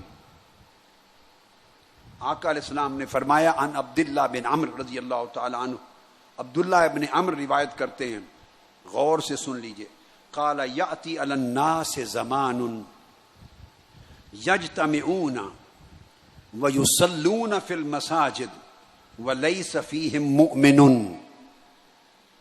اس حدیث کو روایت کیا امام ابن ابی شیبہ نے، اس حدیث کو روایت کیا امام حاکم نے، امام طحاوی نے، امام فریابی میں، امام دیلمی نے، امام مقدسی میں، اور امام حاکم نے کہا ھذا حدیث صحیح الاسناد، یہ صحیح الاسناد حدیث۔ آقا علیہ السلام نے فرمایا ایک زمانہ میری امت پر ایسا آئے گا کہ بڑی تعداد میں لوگ مسجدوں میں جمع ہوں گے اور نمازیں پڑھیں گے. بڑی توجہ سے اس حدیث کو سمجھیں. بڑی تعداد میں لوگ مسجدوں میں بولیے جمع ہوں گے. یجتمعون ویصلون فی المساجد، اور مسجدوں میں نماز پڑھیں گے بڑی تعداد میں. ولیس فیہم مؤمنا، مگر ان میں مومن ایک بھی نہیں ہوگا. مسجدوں میں آئیں گے نماز پڑھیں گے مگر ان نماز پڑھنے والوں میں سے ایماندار کوئی نہیں ہوگا. تو اگر فقط رسم نماز ادا کرنے کا نام دین ہوتا، اگر فقط مسجدوں میں آ جانے جمع ہو جانے کا نام دین ہوتا تو آقا یہ نہ فرماتے لیس فیہم مؤمن، ان نماز پڑھنے والوں میں اور مسجدوں میں جمع ہونے والوں میں کوئی مومن نہیں. پھر دوسری روایت، اور یہ بھی حدیث صحیح ہے، امام حاکم اور آجری نے روایت کی. فرمایا یاتی علی الناس زمان یجتمعون فی المساجد لیس فیہم مؤمن. دوسری روایت فرمایا ایسا زمانہ میری امت پر لوگوں پر آئے گا کہ مسجدوں میں جمع ہوں گے نماز کے لیے عبادات کے لیے مگر ان میں مومن ایک بھی نہیں ہوگا. اسی طرح تیسری روایت میں یہ لفظ فرمایا لَيَأْتِيَنَّ عَلَى النَّاسِ زَمَانٌ يَجْتَمِعُونَ فِي الْمَسَاجِدِ مَا فِيهِمْ مُؤْمِنٌ. ایسا زمانہ آئے گا میری امت پر کہ مسجدوں میں تو جمع ہوں گے بہت لوگ نماز کے لیے مگر ان میں ایک شخص بھی ایمان والا نہیں ہوگا. اب یہاں سوچنے کی بات ہے کہ مسجدوں میں بھی آ رہے ہیں، جمع بھی مسجد میں ہو رہے ہیں، نماز بھی پڑھ رہے ہیں، مگر آقا علیہ السلام سے بڑھ کر کوئی ایمان کی حقیقت کو جاننے والا ہے؟ تو پتہ چلا دین فقط رسم کا نام نہیں اور نماز رسمن پڑھ لینے کا نام نہیں. فقط جمعہ عید پر مسجدوں میں آ کر مسجدوں کو بھر جانے کا نام فقط دین نہیں. کیوں فرمایا کہ ان میں مومن ایک بھی نہیں ہوگا؟ وجہ یہ ہے کہ نماز پڑھیں گے مگر ان کے دلوں میں منافقت ہوگی، ان کے اندر بد اعتقادی ہوگی، ان کے اندر دنیا پرستی ہوگی، ان کے کردار میں دھوکہ دہی ہوگی، وہ کرپٹ ہوں گے، وہ ظالم ہوں گے، وہ خونخوار ہوں گے، وہ مسلمانوں کا خون چوسنے والے ہوں گے، مسلمانوں کی امانت میں خیانت کرنے والے ہوں گے، مسلمانوں کی امانت میں ڈاکہ ڈالنے والے ہوں گے، قوم سے جھوٹ بولنے والے ہوں گے. وہ جب ان کے اندر سے حقیقی دین نکل گیا ہوگا، دین جس کردار کا تقاضا کرتا ہے، جب وہ اس کردار سے خالی ہوں گے، دین جس امانت اور صداقت کا تقاضا کرتا ہے، جب ان کی زندگیوں میں وہ امانت اور صداقت نہ رہے گی، دین قوم اور لوگوں کے ساتھ جس عدل اور انصاف کا تقاضا کرتا ہے، جب ان کی زندگیوں سے عدل اور انصاف نہیں رہے گا، دین جس وعدہ کو پورا کرنے کا تقاضا کرتا ہے، جب وہ وعدہ خلاف ہو جائیں گے، لوگوں کے حقوق پہ ڈاکہ ڈالیں گے اور لوگوں کے مال لوٹ پر امیر کبیر ہوتے چلے جائیں گے، جب ان کے اندر خونخوار بھیڑیے کا عمل اور کردار ہوگا تو فرمایا وہ بھلے مسجدوں کو بھر دے نماز سے مگر ایک شخص بھی ایمان والا نہیں ہوگا. یہ گارنٹی تاجدار کائنات نے خود عطا کر دی. لوگوں، یہ دور اتنی جہالت اور لا علمی اور اتنی بے شعوری کا دور ہے کہ لوگوں کے اندر دین کا صحیح فہم نہیں رہا، دین کی صحیح معرفت نہیں رہی. میں عرصہ دراز سے اس قوم کو دین کی رسم کی بجائے دین کی حقیقت کا شعور دینے پر لگا ہوں اور یہ کہنا چاہ رہا ہوں کہ اس حقیقی دین کو اپنی زندگیوں میں زندہ کرو، اس حقیقی ایمان کو اپنے شعور میں، علم میں، فکر میں، عمل میں، سیرت میں، کردار میں جاگزی کرو. چلتا پھرتا دین تمہاری زندگیوں میں نظر آئے تب تاجدار کائنات کی نگاہ میں مومن بنو گے. ہمارا معاشرہ منافقت کی آماجگاہ ہے، کفر سے بدتر ہو چکا ہے، کافروں سے بدتر مسلمانوں کا حال ہو چکا ہے. جھوٹ میں، مکر میں، فریب میں، ظلم میں، بددیانتی میں، خیانت میں، رشتہ داروں سے زیادتی کرنے میں، پڑوسیوں سے زیادتی کرنے میں، غریبوں کے حقوق پہ ڈاکہ ڈالنے میں ہم ہر لحاظ سے بدتر ہو چکے ہیں، کفار سے بھی زیادہ، اور دعویٰ کرتے ہیں مسلمان ہیں، مسلمانوں کے لیڈر ہیں، مسلمانوں کے نمائندے ہیں۔ میرے آقا نے فرمایا اگر کردار میں دین نہ ہو تو بھلے تم مسجدوں کو بھر دو نماز کے سجدوں سے، فرمایا پھر بھی تم میں کوئی ایک شخص مومن نہیں ہوگا۔ ایمان دعووں سے نہیں آتا، ایمان حقیقی کردار سے آتا ہے۔ پھر آقا علیہ الصلوۃ والسلام نے ارشاد فرمایا، عبداللہ ابن مسعود رضی اللہ تعالیٰ عنہ حدیث کے راوی ہیں، امام طبرانی نے اس حدیث کو روایت کیا، بڑا عظیم، بڑا جامع اور ایمان افروز مضمون ہے۔ طویل روایت میں عبداللہ ابن مسعود رضی اللہ تعالیٰ عنہ عرض کرتے ہیں کہ میں نے آقا علیہ السلام سے پوچھا، یا رسول اللہ ہمیں قرب قیامت کے اس دور فتن کی کچھ علامتیں بیان فرمائیں۔ تو آقا علیہ السلام نے فتنوں کے اس دور کی علامتیں بیان فرمانا شروع کی، اور ہر جملے میں کہتے رہے یا ابن مسعود، اے ابن مسعود، اس دور کی علامت یہ ہے، فرماتے رہے۔ فرمایا اس دور کی علامت یہ ہے ان یصدق الکاذب وان یکذب الصادق۔ اب سنتے آئیے، اس دور کی جب فتنے ہوں گے، جب اللہ کا نزاع عذاب لگاتار اس قوم پر اترے گا، اس کی ایک علامت یہ ہے کہ اس سوسائٹی میں ایسا زمانہ، ایسا دور، ایسا نظام آ جائے گا کہ سچوں کو جھوٹا کہا جائے گا، سچوں کو جھوٹا بنا کے دکھایا جائے گا، اور جھوٹے کو سچا بنا کے دکھایا جائے گا۔ اپنے ایمان سے کہیے یہ اس سوسائٹی میں ہو رہا ہے یا نہیں؟ بولیے۔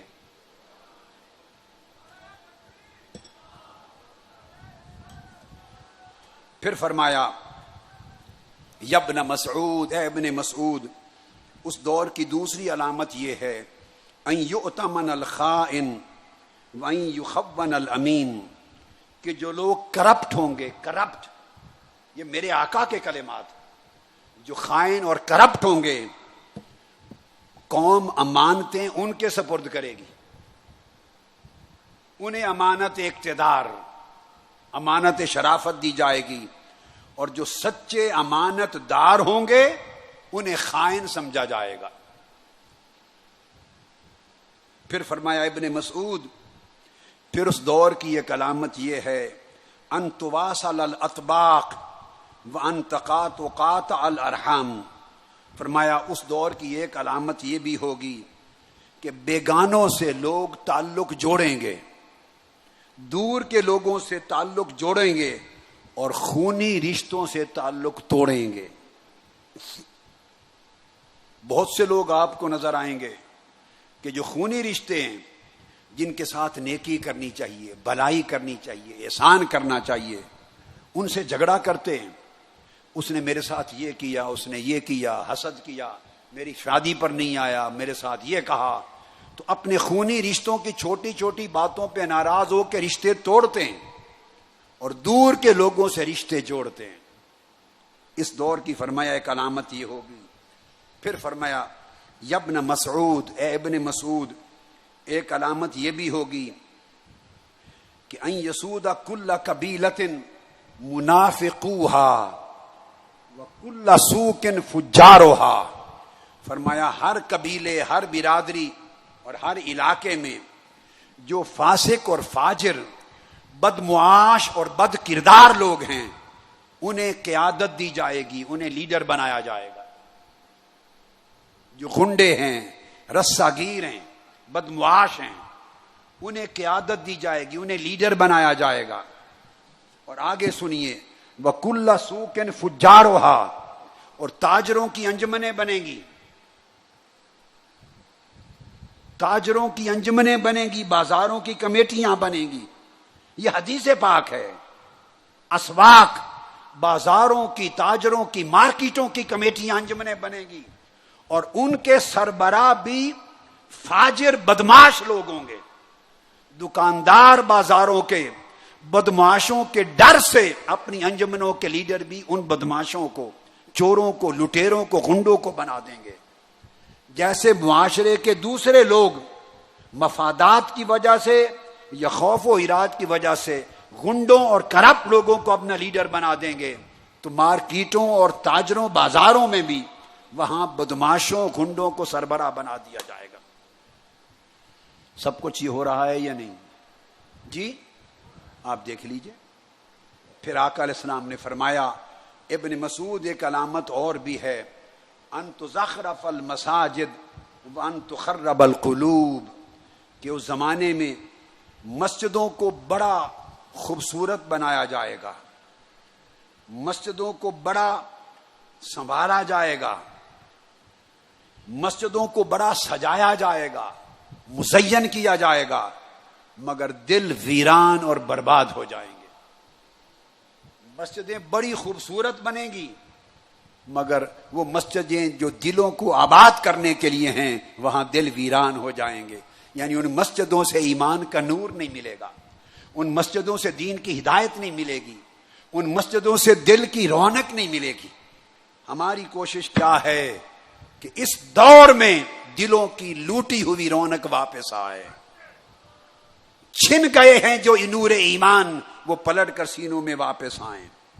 پھر آقا علیہ السلام نے فرمایا کہ اس دور میں یہ بھی ہوگا کہ مسجدیں جگہ جگہ محلے محلے میں بڑی بن جائیں گی، خوبصورت بھی ہوں گی، زیادہ بھی ہوں گی. ممبر مسجدوں کے بڑے بڑے اونچے بنا دیے جائیں گے مگر وہاں سے ہدایت روشنی نظر نہیں آئے گی. پھر فرمایا یہ بھی اس کی علامت ہوگی کہ گانے بجانے کا سامان اور اہتمام سوسائٹیز میں بڑا عام ہو جائے گا اور ہر طرف ہر محفل میں شراب پی جائے گی. شراب کا پینا اور شراب کا چلنا سوسائٹی میں کلچر بن جائے گا، عزت کی علامت بن جائے گا. استغفر اللہ العظیم. پھر آقا علیہ السلام نے فرمایا اور شرب الخمور، طرح طرح کی کئی قسموں کی شراب بن جائے گی. آپ 50 قسموں کے نام گن سکتے ہیں. کئی قسموں کی شراب بن جائے گی جن کے جدا جدا نام ہوں گے اور ہر کوئی اپنی جیب اور طاقت کے مطابق شراب پیے گا. وہ زمانہ آئے گا. اور پھر فرمایا پولیس مین بہت ہو جائیں گے سوسائٹی میں. آقا علیہ السلام نے فرمایا علامات میں سے یہ ہے اشراتہا، کثرت کے ساتھ سوسائٹی میں سپاہی بڑھ جائیں گے، پولیس مین بڑھ جائیں گے اور چغلی لگانے والے جاسوس بڑھ جائیں گے. جٹ کوئی بات کی تو سپاہی جاسوسی کرنے والے ایجنسیوں کو پہنچا دیں گے اور اس طرح تہمت لگانے والے، تانا دینے والے بڑھ جائیں گے. ہر شخص کے لیے سوسائٹی میں خوف و ہراس کا عالم ہوگا. اور آقا نے فرمایا ابن مسعود ایک علامت یہ بھی ہوگی کہ سوسائٹی میں کثرت کے ساتھ بدکاری کی اولاد پیدا ہونے لگ جائے گی. کسی کو پتہ نہیں ہوگا کہ حقیقت میں یہ بیٹا کس کا ہے. اتنی بدکاری عام ہوگی. اب آپ اندازہ کیجئے کہ آقا علیہ السلام نے جو احوال بیان فرمائے، اس زمانے میں پورا نقشہ ہمارے احوال کا کھینچا یا نہیں کھینچا؟ بولیے، کیا ہم اسی فتنوں کے دور میں داخل ہو گئے یا نہیں؟ ہمارے انفرادی زندگی کے، عائلی زندگی کے، معاشرے کی زندگی کے، معاشی، معاشرتی اور سیاسی زندگی کے سارے احوال من و ان، لفظ بلفظ وہی ہو گئے کہ نہیں جو آقا علیہ الصلوۃ والسلام نے فرمائے؟ پھر کرنا کیا ہے؟ اس کے نقصانات سے بچنا کیسے ہے؟ جب یہ بات سمجھ میں آ جائے گی تو کل سے پھر اگلا مضمون انشاءاللہ تعالی وہ بھی آقا علیہ السلام سے پوچھ کر شروع کریں گے کہ آقا نے کیا تدبیر عطا کی احادیث نبوی میں، سنت مصطفیٰ کیا تعلیم دیتے ہیں، اپنی امت کو مصطفیٰ نے کیا راستہ بتایا ہے ان نقصانات سے بچنے کا. عبداللہ بن عمرو بن العاص مزید فرماتے ہیں، امام حاکم کی روایت، فرمایا کہ پھر ان میں سے ایک علامت یہ بھی ہوگی کہ ان ترفع الاشرار وتودع الاخیار، کہ جتنے شریر، کمینے، گھٹیا، بدماش، کرپٹ لوگ ہیں ان کی سوسائٹی میں عزت ہو جائے گی، وہ بڑے کہلائیں گے. ترفع، وہ سوسائٹی میں بڑے لوگ کہلائیں گے، بڑے ہوں گے. اور جتنے اخیار، نیک، متقی، دیندار ہوں گے وہ چھوٹے لوگ کہلائیں گے. بڑائی اور چھوٹے پن کا، عزت اور کمینگی کا پیمانہ بدل جائے گا. پہلے دور تھے عزت دین میں تھی، عزت دینداری میں تھی، عزت نیکی میں تھی، عزت تقوی میں تھی، عزت امانت میں تھی، عزت دیانت میں تھی، عزت علم میں تھی، عزت عمل اور کردار میں تھی. فرمایا وہ زمانہ آئے گا کہ جس کے پاس دین ہوگا وہ معاشرے میں معزز نہیں ہوگا، علم والا معزز نہیں ہوگا. بڑے بڑے علم کی ڈگریاں لے کر ان پڑھ M N A M P A کے دروازے پر دھکے کھائے گا چھوٹی چھوٹی نوکری کے لیے. ان پڑھ لوگ معزز ہوں گے، پڑھے لکھے لوگ گھٹیا ہوں گے، کردار والے لوگ بیکار سمجھے جائیں گے. گنڈے، کرپٹ، بدمعاش، رساگیر، جنہیں لوگوں کو ہراساں کرنے کا اہتمام ہے، لوٹ مار کی دولت سے جو تکڑے مضبوط ہو گئے، وہ سوسائٹی میں بڑے عزت والے کہلائیں گے. یہ آقا علیہ السلام نے پیمانہ بیان کیا. اور پھر فرمایا یفتح القول و یخزن العمل. پھر یہ وقت آ جائے گا کہ قول بڑے ہوں گے، وعدے بڑے ہوں گے، اعلانات بڑے ہوں گے، مگر ان میں کسی وعدے پر عمل نہیں ہوگا. باتیں ہی باتیں ہوں گی، عمل سوسائٹی سے ختم ہو جائے گا، عمل نہیں رہے گا. پھر آقا علیہ السلام نے ایک بات اور بتائی، بڑی اہم چیز. ابو ہریرہ رضی اللہ تعالیٰ عنہ روایت کرتے ہیں، آقا علیہ السلام نے فرمایا بادروا بالاعمال فتنا كقطع الليل المظلم يصبح الرجل مؤمنا ويمسي كافرا او يمسي مؤمنا ويصبح كافرا يبيع دينه بعرض من الدنيا. امام مسلم نے، امام احمد بن حنبل، ترمذی اور ابن حبان نے روایت کیا. فرمایا لوگوں، فتنوں کے چھا جانے سے پہلے پہلے اعمال صالح کر لو، اعمال کی اصلاح کر لو، اچھے اعمال کی طرف آ جاؤ. میرے آقا نے فرمایا ایک دور وہ آئے گا کہ کوئی شخص صبح اٹھے گا، صبح تو مومن ہوگا، ایمان والا ہوگا، شام کو کافر ہو جائے گا. اور کبھی شام ہوگی تو مومن ہوگا، اگلے دن صبح کافر ہو جائے گا. بڑی حیرت کی بات تھی کہ یا رسول اللہ ہر روز صبح و شام اس کا دین بدلے گا، صبح مومن ہوگا اور شام کو کافر، یہ کیسے ہوگا؟ شام کو مومن ہوگا اور اگلی صبح کافر، یہ کیسے ہوگا؟ کیا کلمہ چھوڑ دے گا؟ کیا قرآن کو ماننا چھوڑ دے گا؟ کیا سنت نبوی کا انکاری ہو جائے گا؟ کیا دین کو اٹھا کے پھینک دے گا؟ صبح و شام کبھی مومن کبھی کافر، یہ تبدیلی کیسے آئے گی؟ آقا علیہ السلام نے فرمایا نہیں، ایسا نہیں کہ کلمہ پڑھنا چھوڑ دیں گے، ایسا نہیں کہ قرآن کا کھلا انکار کر دیں گے، ایسا نہیں کہ میری نبوت اور رسالت کے کھلے انکاری ہو جائیں گے. نہیں، فرمایا یبیع دینہ بعرض من الدنیا. صبح جو مومن تھا شام کو کافر اس لیے ہو جائے گا کہ دن میں کوئی مفاد ملے گا، کوئی لائسنس ملے گا، ایجنسی ملے گی، کوٹا ملے گا، مال ملے گا، رشوت ملے گی، کروڑ روپے کا کمیشن ملے گا، دنیا کے مفاد کی غرض سے میرا دین بیچ دے گا. کلمہ نہیں چھوڑے گا مگر دنیا کے عوض دین بیچ کر شام کو کافر ہو کے سوئے گا. اور کبھی شام کو مومن تھا، صبح اٹھتے ہی کوئی کرپشن کرے گا اور دین بیچ دے گا، تو گویا دنیا کے عوض دین کو بیچنے کا عمل میری سوسائٹی کے بڑے بڑے لوگوں میں چھوٹے لوگوں تک عام ہو جائے گا. لہذا رشوت لے کر دین بیچے گا اور کافر ہوگا. تو آقا علیہ السلام نے عملاً اس کو کفر قرار دیا، عملاً کفر قرار دیا. پھر حضرت انس بن مالک رضی اللہ تعالی عنہ وہ روایت کرتے ہیں کہ صبح و شام کافر کیسے ہوتا پھرے گا وہ شخص. فرمایا یبیع اقوام دینہم بعرض من الدنیا قلیل. فرمایا قلیل اور گھٹیا دنیا کے مفاد کی خاطر جماعتیں دھڑیں لوگ میرے معاشرے کے میری امت کے اندر اپنا دین دنیاوی مفاد کے پیچھے بیچیں گے اور دین بیچنے کی وجہ سے کافروں جیسے ہو جائیں گے، ایمان سے محروم ہو جائیں گے. اور حضرت نعمان بن بشیر نے روایت کیا، فرمایا یبیع اقوام اخلاقہم بعرض من الدنیا یسیر. تھوڑی سی دنیا اور تھوڑا تھوڑا دنیا کا مفاد لینے کے لیے لوگ اپنا اخلاق بیچ دیں گے، عزت بیچ دیں گے، کردار بیچ دیں گے، ناموس بیچ دیں گے. کیا ہے؟ کوئی کروڑوں کے عوض دین بیچ رہا ہے، کوئی اربوں کے عوض دین بیچ رہا ہے.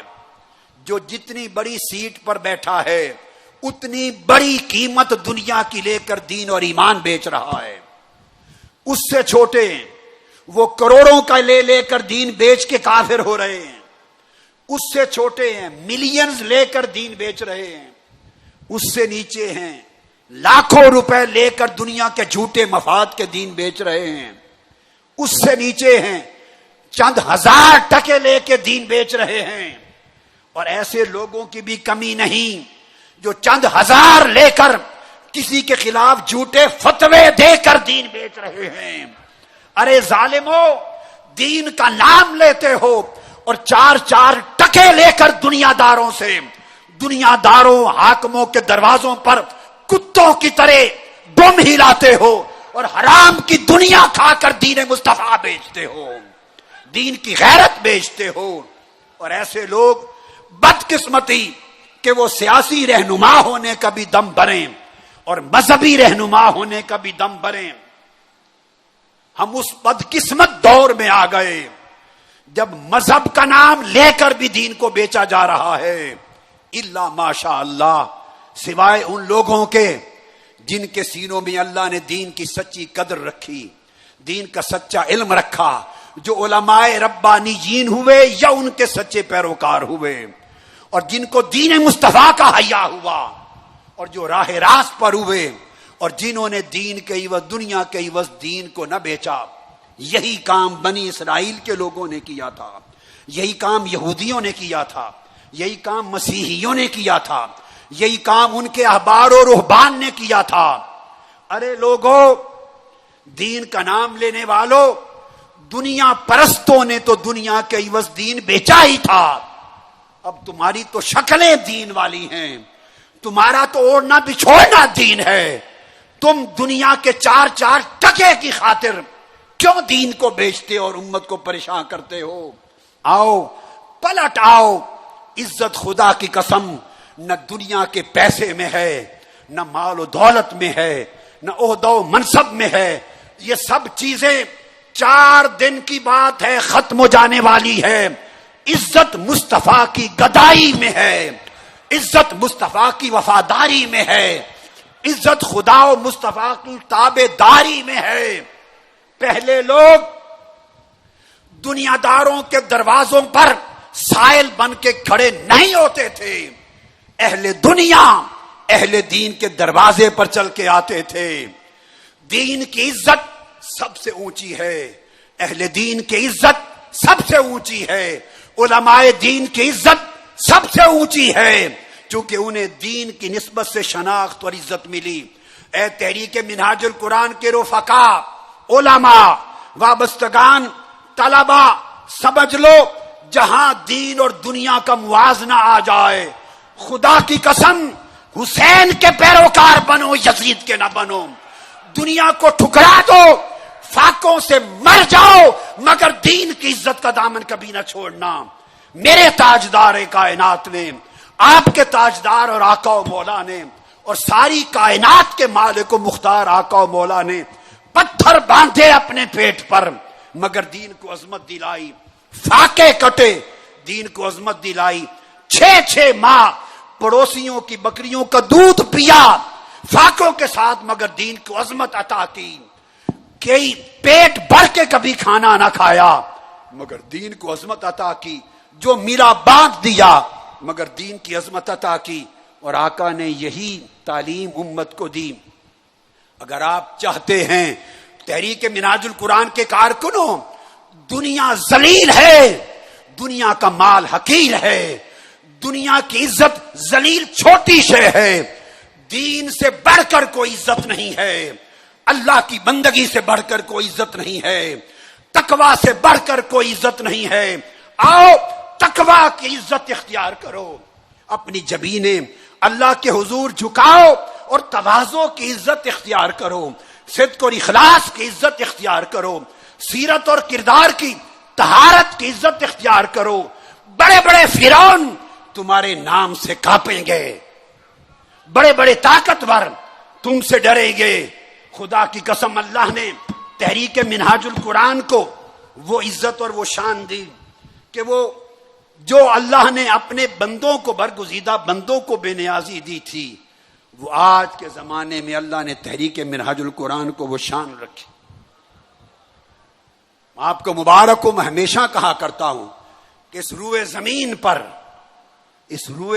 پر مشرق سے مغرب اور شمال سے جنوب تک جہاں تک کرۂ ارضی ہے اور سورج طلوع اور غروب ہوتا ہے، کوئی شخص کھڑا ہو کے یہ نہیں کہہ سکتا کہ 30 سال یا 35 سال میں میرا نام لے کر کہ ہمارے ملک میں ہمارے شہر میں میں کبھی گیا تھا اور دین کی تعلیم دی تھی، اور اس کے بعد ہدیے کے نام پر، نذرانے کے نام پر، تحفے کے نام پر، کسی بھی نام پر میں نے کسی بندے سے پیسہ قبول کر لیا تھا؟ نہیں، روز اول سے مصطفیٰ کا دین نہیں بیچا، مر جاؤں گا مگر دین نہیں بیچا جائے گا۔ اس لیے چونکہ دین نہیں بیچا، اس طرح ہمارے سامنے آ کر بات کرنے کی جرت کسی فرعون کو نہیں ہے، کسی یزید کو نہیں ہے، کسی بڑے سے بڑے طاقتور کو نہیں ہے۔ اور میں کہا کرتا ہوں کہ مصطفیٰ کے غلام بنو، امریکہ ہو یا یورپ، برطانیہ ہو یا جاپان، پاکستان ہو یا انڈیا، دنیا کے ملک اور سلطنتیں مل کر مصطفیٰ کے غلام کے جوتے کو بھی نیچے نہیں کر سکتی۔ مصطفیٰ کا غلام بے نیاز ہوتا ہے چونکہ وہ خدا سے لیتا ہے اور مصطفیٰ سے کھاتا ہے، کسی کے سامنے نہ ہاتھ پھیلاتا ہے نہ دامن پھیلاتا ہے، اس لیے اس کا سر اس کے دین نے بلند کیا، وہ بلند رہتا ہے۔ نہیں آواز تو نہیں۔ جرأت و بہادری مصطفیٰ کی ہے کلی، دنیا جس میں مر مٹی، مجدد رواستی، مجدد رواستی، ذوالفقار حیدری، ذوالفقار حیدری، دنیا جس میں مر مٹی، جرأت و بہادری۔ آقا نے فرمایا لوگوں بچو اس فتنے سے جس میں دنیا کے عوض دین بیچا جائے، وہ اور نہیں ہے، وہی لے آؤ، جس میں دنیا کے عوض دین بیچا جائے۔ پھر اس کے بعد آقا علیہ السلام نے ایک اور علامت بیان کی اور ارشاد فرمایا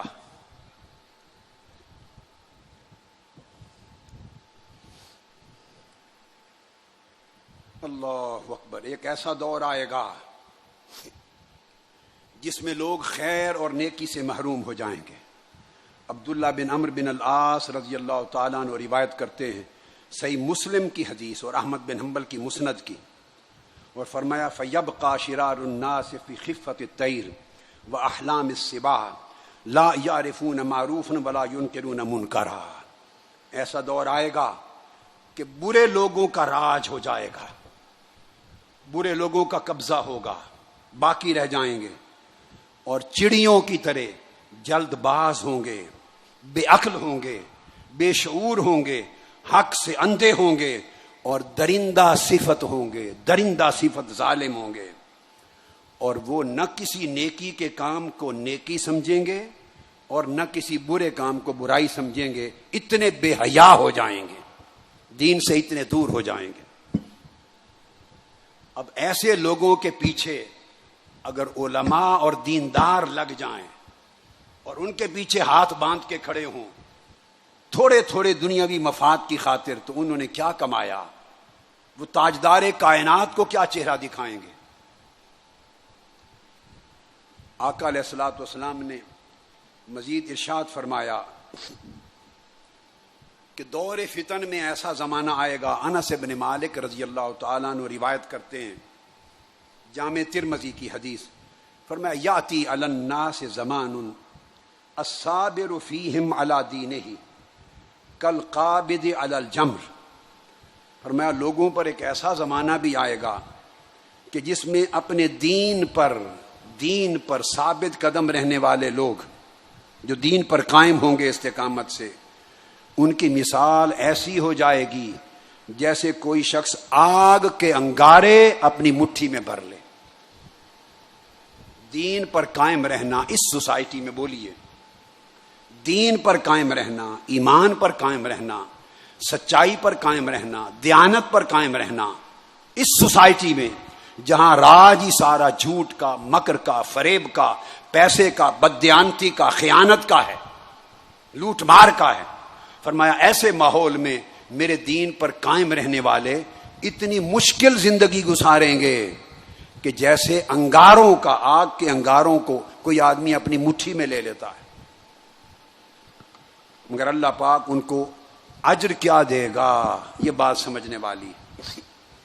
اجر یہ آقا علیہ السلام نے فرمایا، حضرت معقل بن یسار روایت کرتے ہیں، فرمایا العبادت وفی روایت العمل، فرمایا ایسے دور میں جب فتنے عام ہو جائیں، ظلم عام ہو جائے، بربریت عام ہو جائے، خیانت اور بددیانتی عام ہو جائے، کرپشن عام ہو جائے، لوٹ مار عام ہو جائے، دین کو، دیندار کو لوگ عزت نہ دیں اور بے دین کرپٹ بدمعاش کو عزت دیں، ایسے ماحول میں فرمایا جو شخص دین پر قائم رہے، اللہ کی بندگی اور عبادت پر قائم رہے اور نیک عمل پہ قائم رہے، اس کا اجر ایسے ہوگا کہ ہجرت الیہ، جیسے اس شخص نے میری طرف ہجرت کی۔ وہ صحابہ کرام جو مکہ چھوڑ کر ہجرت کر کے آقا علیہ السلام کی بارگاہ میں مدینہ جاتے تھے تو ان کو اجر ملتا تھا، اجر الہجرت الی النبی، آقا علیہ السلام کی طرف ہجرت کرنے کا اجر ملتا تھا۔ فرمایا آخری زمانے میں جب دین اجنبی ہو جائے اور قدریں دین کی پامال ہو جائیں اور دین پر استقامت کے ساتھ رہنا مشکل ہو جائے، اس دور میں دین پر قائم رہنے والوں، ارے تحریک منہاج القرآن کے رفقا، میری مائیں، بہنیں، بیٹیاں، میرے بھائی، میرے بیٹے، وابستگان سن لیں، اور امت مسلمہ کا ہر فرد، پوری امت میں غلامان مصطفیٰ میں ہر غلام، آقا کی امت کا ہر دین کا نام لیوا سن لے۔ آقا نے فرمایا ایسے زمانے میں جو دین پر استقامت کے ساتھ قائم رہے، نہ لالچ اسے دین کی راہ سے ہٹا سکے، نہ کوئی خوف اسے دین کی راہ سے ہٹا سکے، نہ لرزائے، نہ گھبرائے، نہ پھسلے اور دین پر قائم رہے، فرمایا خدا کی قسم اس کو دین پر ایسے حالات میں استقامت کے ساتھ رہنے کا اجر یہ ملے گا جیسے اس زمانے میں لوگ مصطفیٰ کی طرف ہجرت کر کے جاتے، ہجرت الی المصطفیٰ کا اجر ملے گا۔ بولیے آپ چاہتے ہیں کہ نہیں کہ حضور کی طرف ہجرت کرنے کا اجر ملے اس دور میں؟ بتائیں، وہ حالانکہ وہ ہجرت ختم ہو چکی، مکہ فتح ہو گیا، ہجرت ختم ہو گئی، آقا نے فرمایا اب مکہ فتح ہونے کے بعد کوئی ہجرت نہیں، لیکن قربان جائیں ہجرت کا اجر میرے مصطفیٰ نے قیامت تک امت کے لیے قائم رکھا۔ اور خالی ہجرت نہیں، الہجرت الیہ، فرمایا میری طرف ہجرت کر کے آنے والے کا ثواب ملے گا۔ کس شخص کو جو حالات سے نہ گھبرائے، جو حالات سے نہ گھبرائے اور استقامت کے ساتھ دین پہ رہے، انہیں وہ اجر ملے گا جیسے کوئی شخص میری طرف ہجرت کر کے آ رہا ہے۔ سبحان اللہ۔ تحریک منہاج القرآن کے ذریعے میں اپنے بیٹوں کو، بیٹیوں کو، بھائیوں کو، بہنوں کو یہ پیغام دینا چاہتا ہوں کہ دین پر استقامت اختیار کرو تاکہ آقا علیہ السلام تمہیں المہاجرون الیہ صلی اللہ علیہ وآلہ وسلم کے شمار میں کر لیں، ان لوگوں کے اجر والوں میں فہرست میں شامل کر لیں جنہوں نے حضور کی طرف ہجرت کی۔ آقا علیہ السلام نے فرمایا، حضرت ابو ہریرہ رضی اللہ تعالیٰ عنہ روایت کرتے ہیں، فرمایا اذا ضیعت الامانہ فانتظر الساعہ،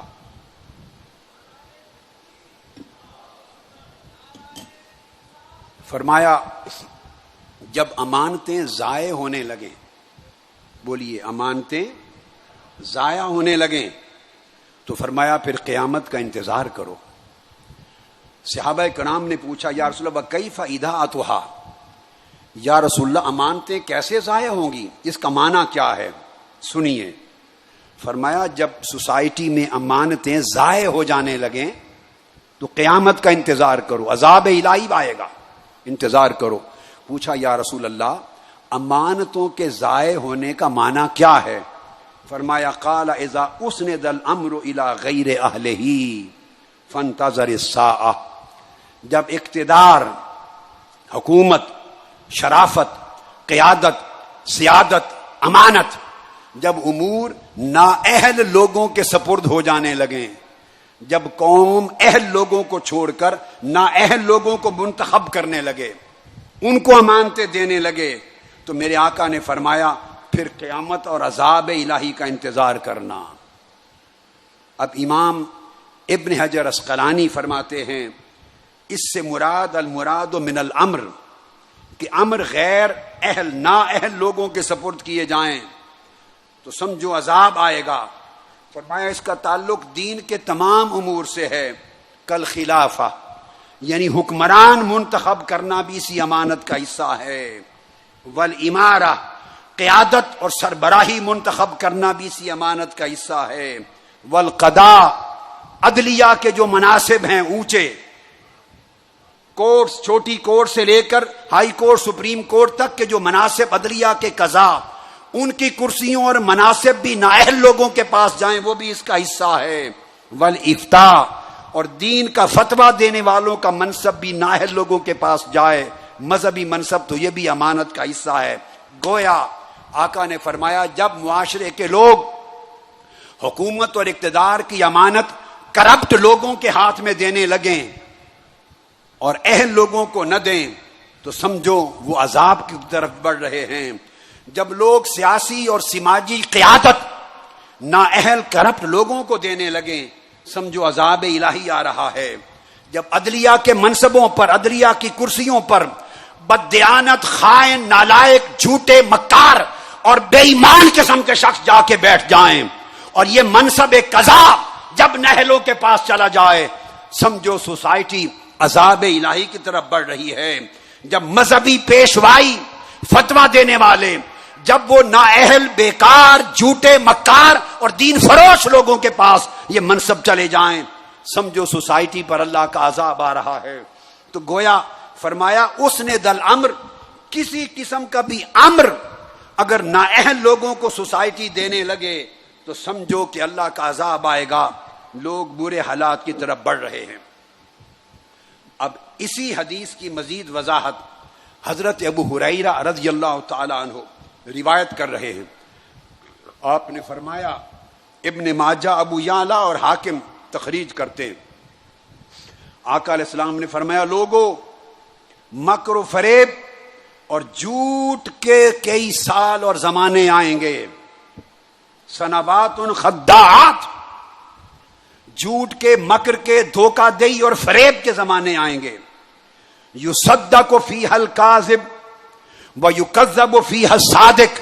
آپ نے دیکھا یہ بات میرے آقا نے بار بار سینکڑوں مرتبہ پلٹ کے سنائی۔ فرمایا وہ دور آئے گا جب جھوٹے لوگوں کو سچا بنا کے دکھایا جائے گا اور سچے لوگوں کو جھوٹا ظاہر کیا جائے گا. اور فرمایا وَيُؤْتَمَنُ فِيهَا الْخَائِنُ وَيُخَوَّنُ فِيهَا الْأَمِينُ. اور جو کرپٹ لوگ ہیں، کرپٹ لفظ ہے خائن، کرپٹ، بددیانت، چور، لٹیرے، انہیں امانت دار سمجھ کر انہیں امانتیں دی جائیں گی. حکومت کی امانت، اسمبلی کی امانت، اقتدار کی امانت، وزارت کی امانت، وزیر اعظم کی امانت، صدارت کی امانت، گورنری کی امانت، قیادت کی امانت ان کو سونپی جائے گی. اور جو ایماندار لوگ ہیں انہیں خائن سمجھا جائے گا. تو فرمایا پھر کیا ہوگا؟ وَيَنْتِقُ فِيهَا الرُّوَيْبَدَةُ. تو اس وقت پھر نااہل اور فاسق اور فاجر لوگ رویبدہ قوم کی نمائندگی کریں گے. صحابہ کرام نے پوچھا وقیل ومر رویبدہ یا رسول اللہ، رویبدہ سے مراد کیا ہے؟ فرمایا رویبدہ یہ قوم کی نمائندگی کریں گے. الرویبدہ ایک لفظ بولا، یہ قوم کے نمائندہ ہوں گے. الرویبدہ یہ قوم کے لیڈر ہوں گے. الرویبدہ یہ قوم کے بہاف پر امور چلائیں گے، بولیں گے. صحابہ کرام نے پوچھا یا رسول اللہ ہمیں سمجھ نہیں آئی، الرویبدہ کون لوگ؟ قال فرمایا الرجل التافہ فی امر العامہ، وہ شخص جو نااہل ہے، جو فاسق ہے، جو کرپٹ ہے، بد کردار ہے، مگر قوم کے اہم معاملات اس کے سپرد کر دیے گئے، ان لوگوں کو الرویبدہ کہتے ہیں. یہ رویبدہ کا زمانہ آ گیا. کرپٹ لوگوں کو حکمران بنا دیا گیا.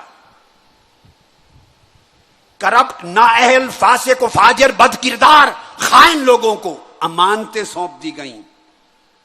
پھر ایک اور حدیث میں آقا نے فرمایا، پوچھا گیا قیل ومر رویبدہ یا رسول اللہ، رویبدہ کون ہے؟ فرمایا السفیہ یتکلم فی امر العامہ، وہ شخص جو لائق نہیں، جس کے پاس نہ علم ہے، نہ فن، نہ ہنر ہے، نہ صلاحیت، نہ قابلیت، نہ دانائی، نااہل ہے، مگر انہیں قوم کا نمائندہ بنا دیا گیا. یہ لفظ ہے حدیث پاک کا. وہ قوم کا نمائندہ بن جائیں ایسے لوگ، تو ایسے لوگوں کو رویبدہ کہتے ہیں. فرمایا جب رویبدہ نااہل لوگ، عقل، دیانت اور قابلیت اور صلاحیت سے محروم لوگ، ان کے ہاتھ میں قوم کی باغ ڈور دے دی جائے، عوام کی نمائندگی دے دی جائے، تو فرمایا اس کو رویبدہ کہتے ہیں. وہ قوم کی بربادی کا زمانہ ہوگا. پھر پوچھا گیا انس ابن مالک کی روایت، الرویبدہ کون ہیں؟ فرمایا الفویسق یتکلم فی امر العامہ. اگر فاسق اور فاجر لوگ، زانی شرابی لوگ، بدکار لوگ، کرپٹ لوگ اگر عامت الناس کے نمائندے بن جائیں اور عوام انہیں اپنا نمائندہ لیڈر منتخب کر لیں، تو ایسے طبقے کو الرویبدہ کہتے ہیں. فرمایا جب الرویبدہ کا زمانہ آ جائے تو اللہ کے عذاب کا وہ معاشرہ انتظار کرے. ایمان سے بولیے یہ دور الرویبدہ کا دور ہے یا نہیں؟ ایمان سے کہیے. اور آقا علیہ السلام نے پھر یہ بھی فرمایا، یہ مسند امام احمد بن حنبل میں حدیث تھی، مسند ابو یعلا میں حدیث تھی، اور امام حاکم کی روایت میں حدیث تھی، ابن ماجہ میں تھی، ابو یعلا کی تھی، اور حدیث بھی صحیح الاسناد. پھر آقا علیہ السلام نے فرمایا یاد کرو اذا کان امراؤکم خیارکم، جب تمہارے لیڈر نیک اور صالح لوگ ہوں، واغنیاؤکم سمحاءکم، اور تمہارے غنی مالدار لوگ سخی ہوں، غریبوں پر خرچ کریں، وہ امورکم شورا بینکم، اور تمام معاملے حقیقی مشورے سے طے ہوں، تو فرمایا فظہر الارض خیر لکم من بطنہا، پھر زمین کی پیٹھ پر زندہ رہنا اچھا ہے. اور اگر وہ بدقسمتی کا دور آ جائے، اذا کان امراؤکم شرارکم واغنیاؤکم بخلاءکم، کہ جب تمہارے اندر جو بدترین کردار کے لوگ، ظالم لوگ، رسہ گیر، بدماش، وہ تمہارے لیڈر بن جائیں اور مالدار لوگ بخیل ہو جائیں، تو پھر وہ لوگ اچھے جو قبروں میں چلے گئے، زمین کی پیٹھ پر چلنے والوں سے قبروں میں سونے والے اچھے. امام ترمذی نے اس حدیث صحیح کو روایت کیا. آپ اندازہ کیجئے. پھر آقا علیہ الصلوۃ والسلام فرماتے ہیں, حضرت قاسم بن مخیمرہ روایت کرتے ہیں, آپ نے ارشاد فرمایا, اب خاص بات سمجھنے والی ہے.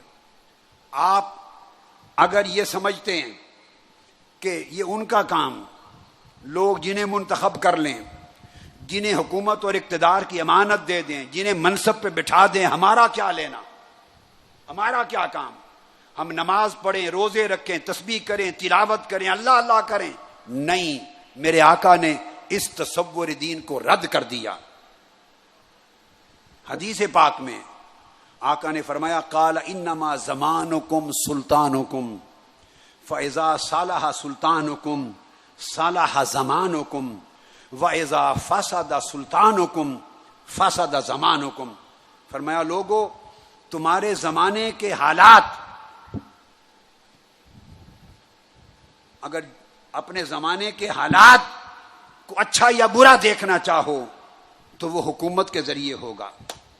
جیسی حکومت ہوگی, جیسے تمہارے سلطان ہوں گے, حکمران ہوں گے, تمہارے زمانے کے وہی حالات ہوں گے. حکومت اور حکمران ہی تمہارا زمانہ ہے. اگر حکمران اچھے ہوں گے تو تمہارے دور کے حالات اچھے ہو جائیں گے. اگر حکمران بد کردار فاسد ہوں گے تو تمہارے زمانے اور دور کے حالات برباد ہو جائیں گے. اگر چاہو کہ حکومت اور اقتدار کرپٹ بد دیانت لوگوں کے ہاتھ میں رہے اور تمہارے گھروں کے اور معاشرے کے حالات سمر جائیں, میرے آقا نے فرمایا ایسا نہیں ہوگا. چونکہ اس کی مزید وضاحت آقا علیہ السلام نے کی. بڑی خاص بات, حضرت کعب الاحبار روایت کرتے ہیں, آپ نے فرمایا, ان لکل زمان ملکن یبعثہ اللہ علی قلوب اہلہ. ہر دور میں ایک حکومت ہوتی ہے,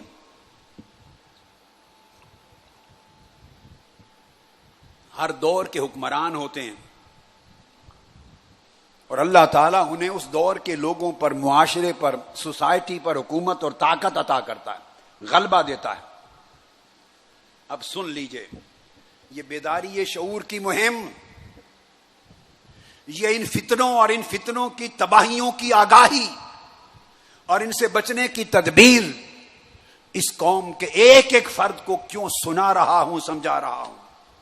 میرے آقا نے فرمایا صلی اللہ علیہ وسلم, فرمایا حکمران ہوتے ہیں جو لوگوں پر قابض ہو جاتے ہیں. فَإِذَا أَرَادَ اللَّهُ بِقَوْمٍ صَلَاحًا بَعَثَ فِيهِمْ مُصْلِحًا. اگر اللہ تعالیٰ چاہے اس قوم کے ساتھ اچھائی کا ارادہ کرے, اس قوم کو بھلائی اور اصلاح کی طرف لے جانا چاہے, اللہ تعالیٰ اس قوم کو تباہی, بربادی, ہلاکت سے نکالنا چاہے, اس معاشرے میں, قوم میں خیر عطا کرنا چاہے, تو اللہ پاک نے فرمایا پھر ان کو مصلح عطا کر دیتا ہے, انہیں ریفارمر عطا کر دیتا ہے, اس قوم کو سیدھی راہ دکھانے والا عطا کر دیتا ہے, اس قوم کو ہدایت دینے والا عطا کر دیتا ہے, اس قوم کو اچھے برے کی تمیز سکھانے والا عطا کر دیتا ہے, اس قوم میں خیر اور شر کا فرق بتانے والا عطا کر دیتا ہے. بعث فیہم مصلحا, اللہ اس کے اندر اصلاح کرنے والا مبعوث کرتا ہے تاکہ وہ قوم کو سچ بتائے اور حکمرانوں کی پیدا کردہ خرابیوں, ہلاکتوں سے قوم کو بچائے. وَإِذَا أَرَادَ بِقَوْمٍ هَلَكَةً, اور اگر اللہ چاہے کہ یہ قوم ہلاک ہی ہو جائے, تباہ و برباد ہی ہو جائے, ڈوبتی ہے تو ڈوب جائے, تو پھر بَعَثَ فِيهِمْ مُتْرَفًا, پھر اللہ پاک ان کے اندر عیش پرست اور بد دیانت, ظلم کرنے والے لیڈر ہی رکھتا ہے, انہیں صحیح راہ دکھانے والا کوئی نہیں بھیجتا ان کے اندر. اور اس تحریک کو اللہ رب العزت نے اس دور فتن میں امت کو صحیح راستہ بتانے والی تحریک بنایا ہے تاکہ لوگ اس دور کی تباہ کاریوں سے بچ سکیں اور راہ ہدایت کی طرف آ سکیں. چونکہ آقا علیہ السلام نے فرمایا لا تقوم الساعۃ حتی یکون اسعد الناس بالدنیا لکا ابن لکا. لکا ابن لکا فرمایا اس وقت تک قیامت نہیں آئے گی کہ آخری زمانہ یہ ہوگا کہ اس شخص کو معاشرے میں عزت ملے گی جو خود بھی کرپٹ ہوگا, بددیانت ہوگا, اس کا باپ بھی کرپٹ تھا. یعنی نسل در نسل کرپٹ, بددیانت اور بدمعاش لوگوں کے ہاتھ میں سوسائٹی کی عزت اور اقتدار منتقل ہوگا. نسل در نسل وہ قابض رہیں گے سوسائٹی میں, حکومت پر, اقتدار پر, شرافت پر, منصب پر. جب یہ ماحول ہو جائے تو سمجھو کہ قیامت کی تباہ کاریوں میں معاشرہ داخل ہو گیا. یکون اسعد الناس بالدنیا لکا ابن لکا, لکا بن لکا. اب لکا کہتے ہیں بدنام زمانہ, کرپٹ شخص کو, بدمعاش کو, بے ایمان شخص کو, لوٹ مار کرنے والے کو عربی میں لکا. فرمایا کہ نسل در نسل کی عادت منتقل ہوگی. باپ بھی کرپٹ تھا, پھر بوڑھا ہوئے گا, پھر اس کا بیٹا اسی سیٹ پر آ جائے گا کرپٹ, وہ مرے گا, پھر اس کا بیٹا آ جائے گا. یعنی خاندانوں میں جو کرپٹ خاندان ہوں گے, بے کردار خاندان ہوں گے, ظالم رساگیر بدماش ہوں گے, ان میں نسل در نسل سوسائٹی کی قیادت منتقل ہوگی. بولیے. فرمایا یہ قیامت کے فتنوں میں سے فتنہ ہوگا. اور امام بخاری نے تاریخ کبیر نے الفاظ کا اضافہ کیا حضرت ام سلمہ رضی اللہ تعالی عنہ سے. فرمایا ثم یسیر الی النار, اور اگر یہی نظام رہا تو پھر وہ زمانہ دوزخ کی آگ کی طرف بڑھ جائے گا, وہ معاشرہ دوزخ کی آگ کی طرف چلا جائے گا. میرے آقا نے فرمایا, ابو ہریرہ رضی اللہ تعالیٰ عنہ روایت کرتے ہیں, لا تذهب الدنیا حتی تصیر للوکا ابن لکا, کہ اس وقت تک دنیا ختم نہیں ہوگی جب تک یہ دنیا, یہ مال, یہ دولت, یہ عزت, یہ شرافت, یہ اقتدار لکا ابن لکا کے ہاتھ میں, یعنی نسل در نسل جو بدمعاش اور کرپٹ لوگ ہیں ان کے ہاں منتقل ہونے نہ لگ جائے. وہ پروسیس لوگوں آ چکا ہے. آپ اپنی آنکھوں سے دیکھ رہے ہیں کہ کسی شریف, نہ کوئی شریف بیٹا پہلے حکمران ہوتا تھا شریف, نہ اس کا بیٹا بنا, نہ اس کا بیٹا بنے گا, نہ اس کا بیٹا بنے گا. جن میں شرافت ہے, امانت ہے, دیانت ہے, ان سے سوسائٹی کی طاقت ان کے ہاتھ سے نکل گئی. ان نسلوں میں طاقت, شرافت, اقتدار منتقل ہو رہا ہے, اور دنیا اور اس کی عزت منتقل ہو رہی ہے نسل در نسل. جو بدمعاش ہیں, غاصب ہیں, جاگیردار ہیں, رساگیر ہیں, غنڈے ہیں, جن سے دنیا ڈرتی ہے اور غریب تھر تھر کانپتے ہیں. اس پروسیس کو آقا علیہ السلام نے فرمایا لکا ابن لکا, کہ بدنام کا بیٹا بدنام, بدماش کا بیٹا بدماش, غنڈے کا بیٹا غنڈا. اس ترتیب سے اقتدار اور امانت اور عزت ان کے ہاں چلے گی. دین پر عمل کرنے والا اس کو عزت نہیں ملے گی, لکا کو عزت ملے گی. علم والے کو عزت نہیں ملے گی. لکا ہو, غنڈا ہونا چاہیے بھلے جاہل ہو, بدماش ہونا چاہیے بھلے جاہل ہو. آقا نے فرمایا وہ دور آ جائے گا کہ جہاں پروسیس اس طرح کا سوسائٹی میں رواج پذیر ہوگا.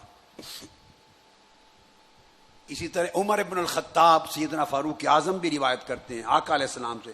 فرمایا لا تذهب الدنیا حتی یملکها لکا ابن لکا. وہی لفظ فرمایا وہ دور آئے گا کہ دنیا کی ملکیت, دنیا کی اونرشپ, ملکیت لکا ابن لکا, بدماش کے بیٹے بدماش اور نسل در نسل بدماشوں کے ہاتھ منتقل ہو جائے گی. شرفاء کا کوئی حصہ دنیا کی عزت و شرافت اور اقتدار میں نہیں رہے گا.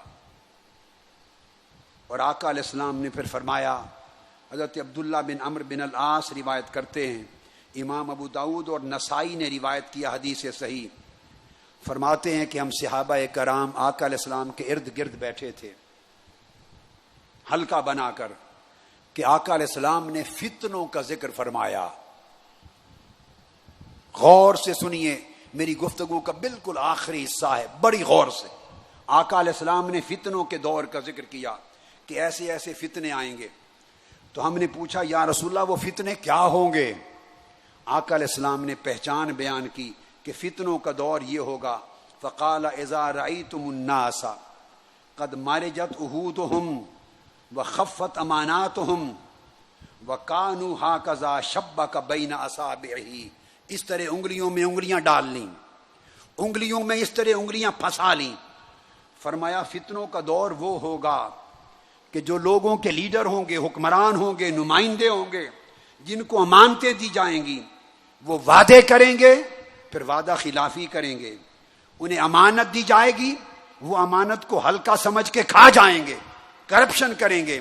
اور سارے کرپشن کرنے والے ٹولے اور جماعتیں اور گروہ شبہ کا بین اصابعہ، ان انگلیوں کی طرح آپس میں جڑ جائیں گے. یہ ہو گیا یا نہیں؟ کرپشن پہ دھڑے جڑ جائیں گے، جماعتیں جڑ جائیں گی، گروہ جڑ جائیں گے، سارے ان کا ایجنڈا ایک ہو جائے گا، لوٹ مار. ان کا ایجنڈا ایک ہو جائے گا، خیانت و کرپشن. آقا نے انگلیوں میں انگلیاں ڈال کے فرمایا یہ وعدے توڑنے والے اور قوم کی امانتیں کھانے والے اس طرح جائے انگلیاں جیسے میں انگلیوں میں انگلیاں ڈال رہا ہوں ایسے جڑ جائیں گے، ایک ہو جائیں گے. تو آقا علیہ الصلوۃ والسلام سے پوچھا گیا یا رسول اللہ جب یہ زمانہ آ جائے تو ہم کیا کریں، پھر ہمارے لیے کیا حکم ہے؟ آقا نے فرمایا خذ بما تعرف ودع ما تنکر وعلیک بامر خاصۃ نفسک ودع عنک امر العامہ. فرمایا جب ایسا دور آ جائے تو جو حق ہے، نیکی ہے، اس کا ساتھ دو، اور جو بدی اور برائی ہے اس کو دفع کر دو. اور آقا علیہ السلام نے فرمایا پھر اپنی جان کو دوزخ سے بچانے کے لیے خصوصی فکر کرو اور اس کی پرواہ نہ کرو کہ عامت الناس کی اکثریت کیا رائے دیتی ہے. زیادہ تر لوگوں نے ووٹ کس کو دیے ہیں؟ آقا نے فرمایا ودع امر العامہ ودع عنک امر العامہ وفی روایت وقال وإیاک وعوامہم. میں حدیث پاک بیان کر رہا ہوں، عوام کا نام لیا میرے آقا نے، وإیاک وعوامہم. ایسا دور آ جائے تو مت دیکھو کہ عوام نے کس کو چنا ہے، عوام کی اکثریت نے ووٹ کس کو دیے ہیں. عوام بیچاروں کو تو شعور ہی نہیں ہے، یا لالچ میں ہیں یا ڈر میں ہیں، نہ انہیں علم، نہ شعور، نہ آگاہی، نہ بصیرت. فرمایا وإیاک وعوامہم وفی روایت قال وإیاک والعامہ. اس وقت یہ نہ دیکھو کہ عامت الناس نے کثرت کے ساتھ کنہیں نمائندہ بنایا، کن کو ووٹ دیے، کن کو چنا، کن پارٹیوں کے پیچھے گئے. فرمایا نہیں، وہ بہک گئے. عوام کی رائے کی پیروی نہ کرو، دوزخ کی آگ سے بچنے کی فکر کرو، دوزخ کی آگ سے بچنے کی فکر کرو. عوام کی رائے کی تقلید نہ کرو.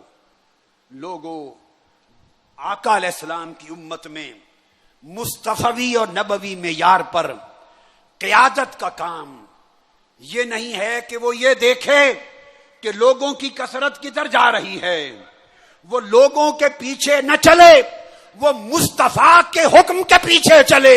لوگ ادھر جائیں یا ادھر جائیں، اس کا فرض ہے وہ کوہ گراں بن کے حق کے لیے ڈٹا رہے اور لوگوں کو سیدھی راہ بتاتا رہے.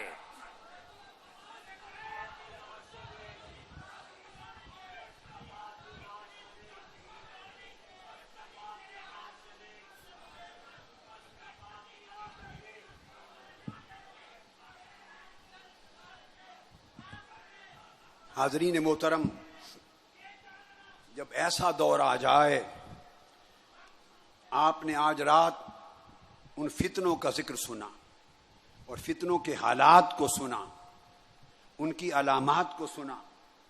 سوچئے اور بتائیے کہ کوئی ایک شے بھی ایسی ہے جو آقا علیہ السلام نے فرمائی اور آج من و ان آپ کی آنکھوں کے سامنے نہیں. بولیے. اب اس سے بچاؤ کے دو راستے. یا ایک راستے کو چننا ہوگا، بچاؤ کے دو راستے دونوں آقا علیہ السلام نے بتائے، ایک ہلکا ہے ادنا راستہ، ایک اعلی راستہ۔ فتنوں کے دور میں بچنے اور بچانے کی، امت کو بچانے کی آقا علیہ السلام نے دو تدبیریں بتائیں اپنی جان کو، ایک ادنا تدبیر ہے اور ایک اعلی تدبیر ہے۔ اس کا ذکر انشاءاللہ کل سے اونورڈ ہوگا۔ یہ فیصلہ ہم کو کرنا ہے کہ دو تدبیریں جو آقا علیہ السلام نے بتائیں ان میں سے کس کو اپنایا جائے اور کس تدبیر کو اپنانے میں امت کی خیر ہے۔ اس کا اشارہ دے رہا ہوں۔ ایک ادنا تعبیر بتائی آقا علیہ السلام نے کہ جب ایسا دور آ جائے تو اسی شخص کا ایمان بچے گا جو دنیا کو، معاشرے کو اور گھر بار کو چھوڑ کر جنگلوں میں چلا جائے، غاروں میں چھپ جائے اور پہاڑوں کی چوٹیوں میں جا کے اللہ کی عبادت کرے، اسی کا دین بچے گا۔ یہ ایک تدبیر ہے۔ اور ایک تدبیر یہ ہے کہ حق کا علم اٹھا کر امر بالمعروف اور نہی عن المنکر کا فریضہ ادا کرتے ہوئے ہر شر کے خلاف ڈٹ جائے۔ یہ دو راستے آقا علیہ السلام نے بتائے۔ انشاءاللہ تعالی تو آقا علیہ السلام کی زبان اقدس اور آپ ہی کی تعلیمات کی روشنی میں یہ ذکر آگے جاری رہے گا۔ آج کا بیان ان فتنوں کی شرح پر مشتمل تھا۔ اللہ رب العزت توفیق دے کہ ہم اس کو سمجھیں، ان کا شعور نصیب ہو اور پھر ان سے بچنے کی صحیح نبوی تدبیر پر عمل پیرا ہو سکیں۔ وما علینا الا البلاغ۔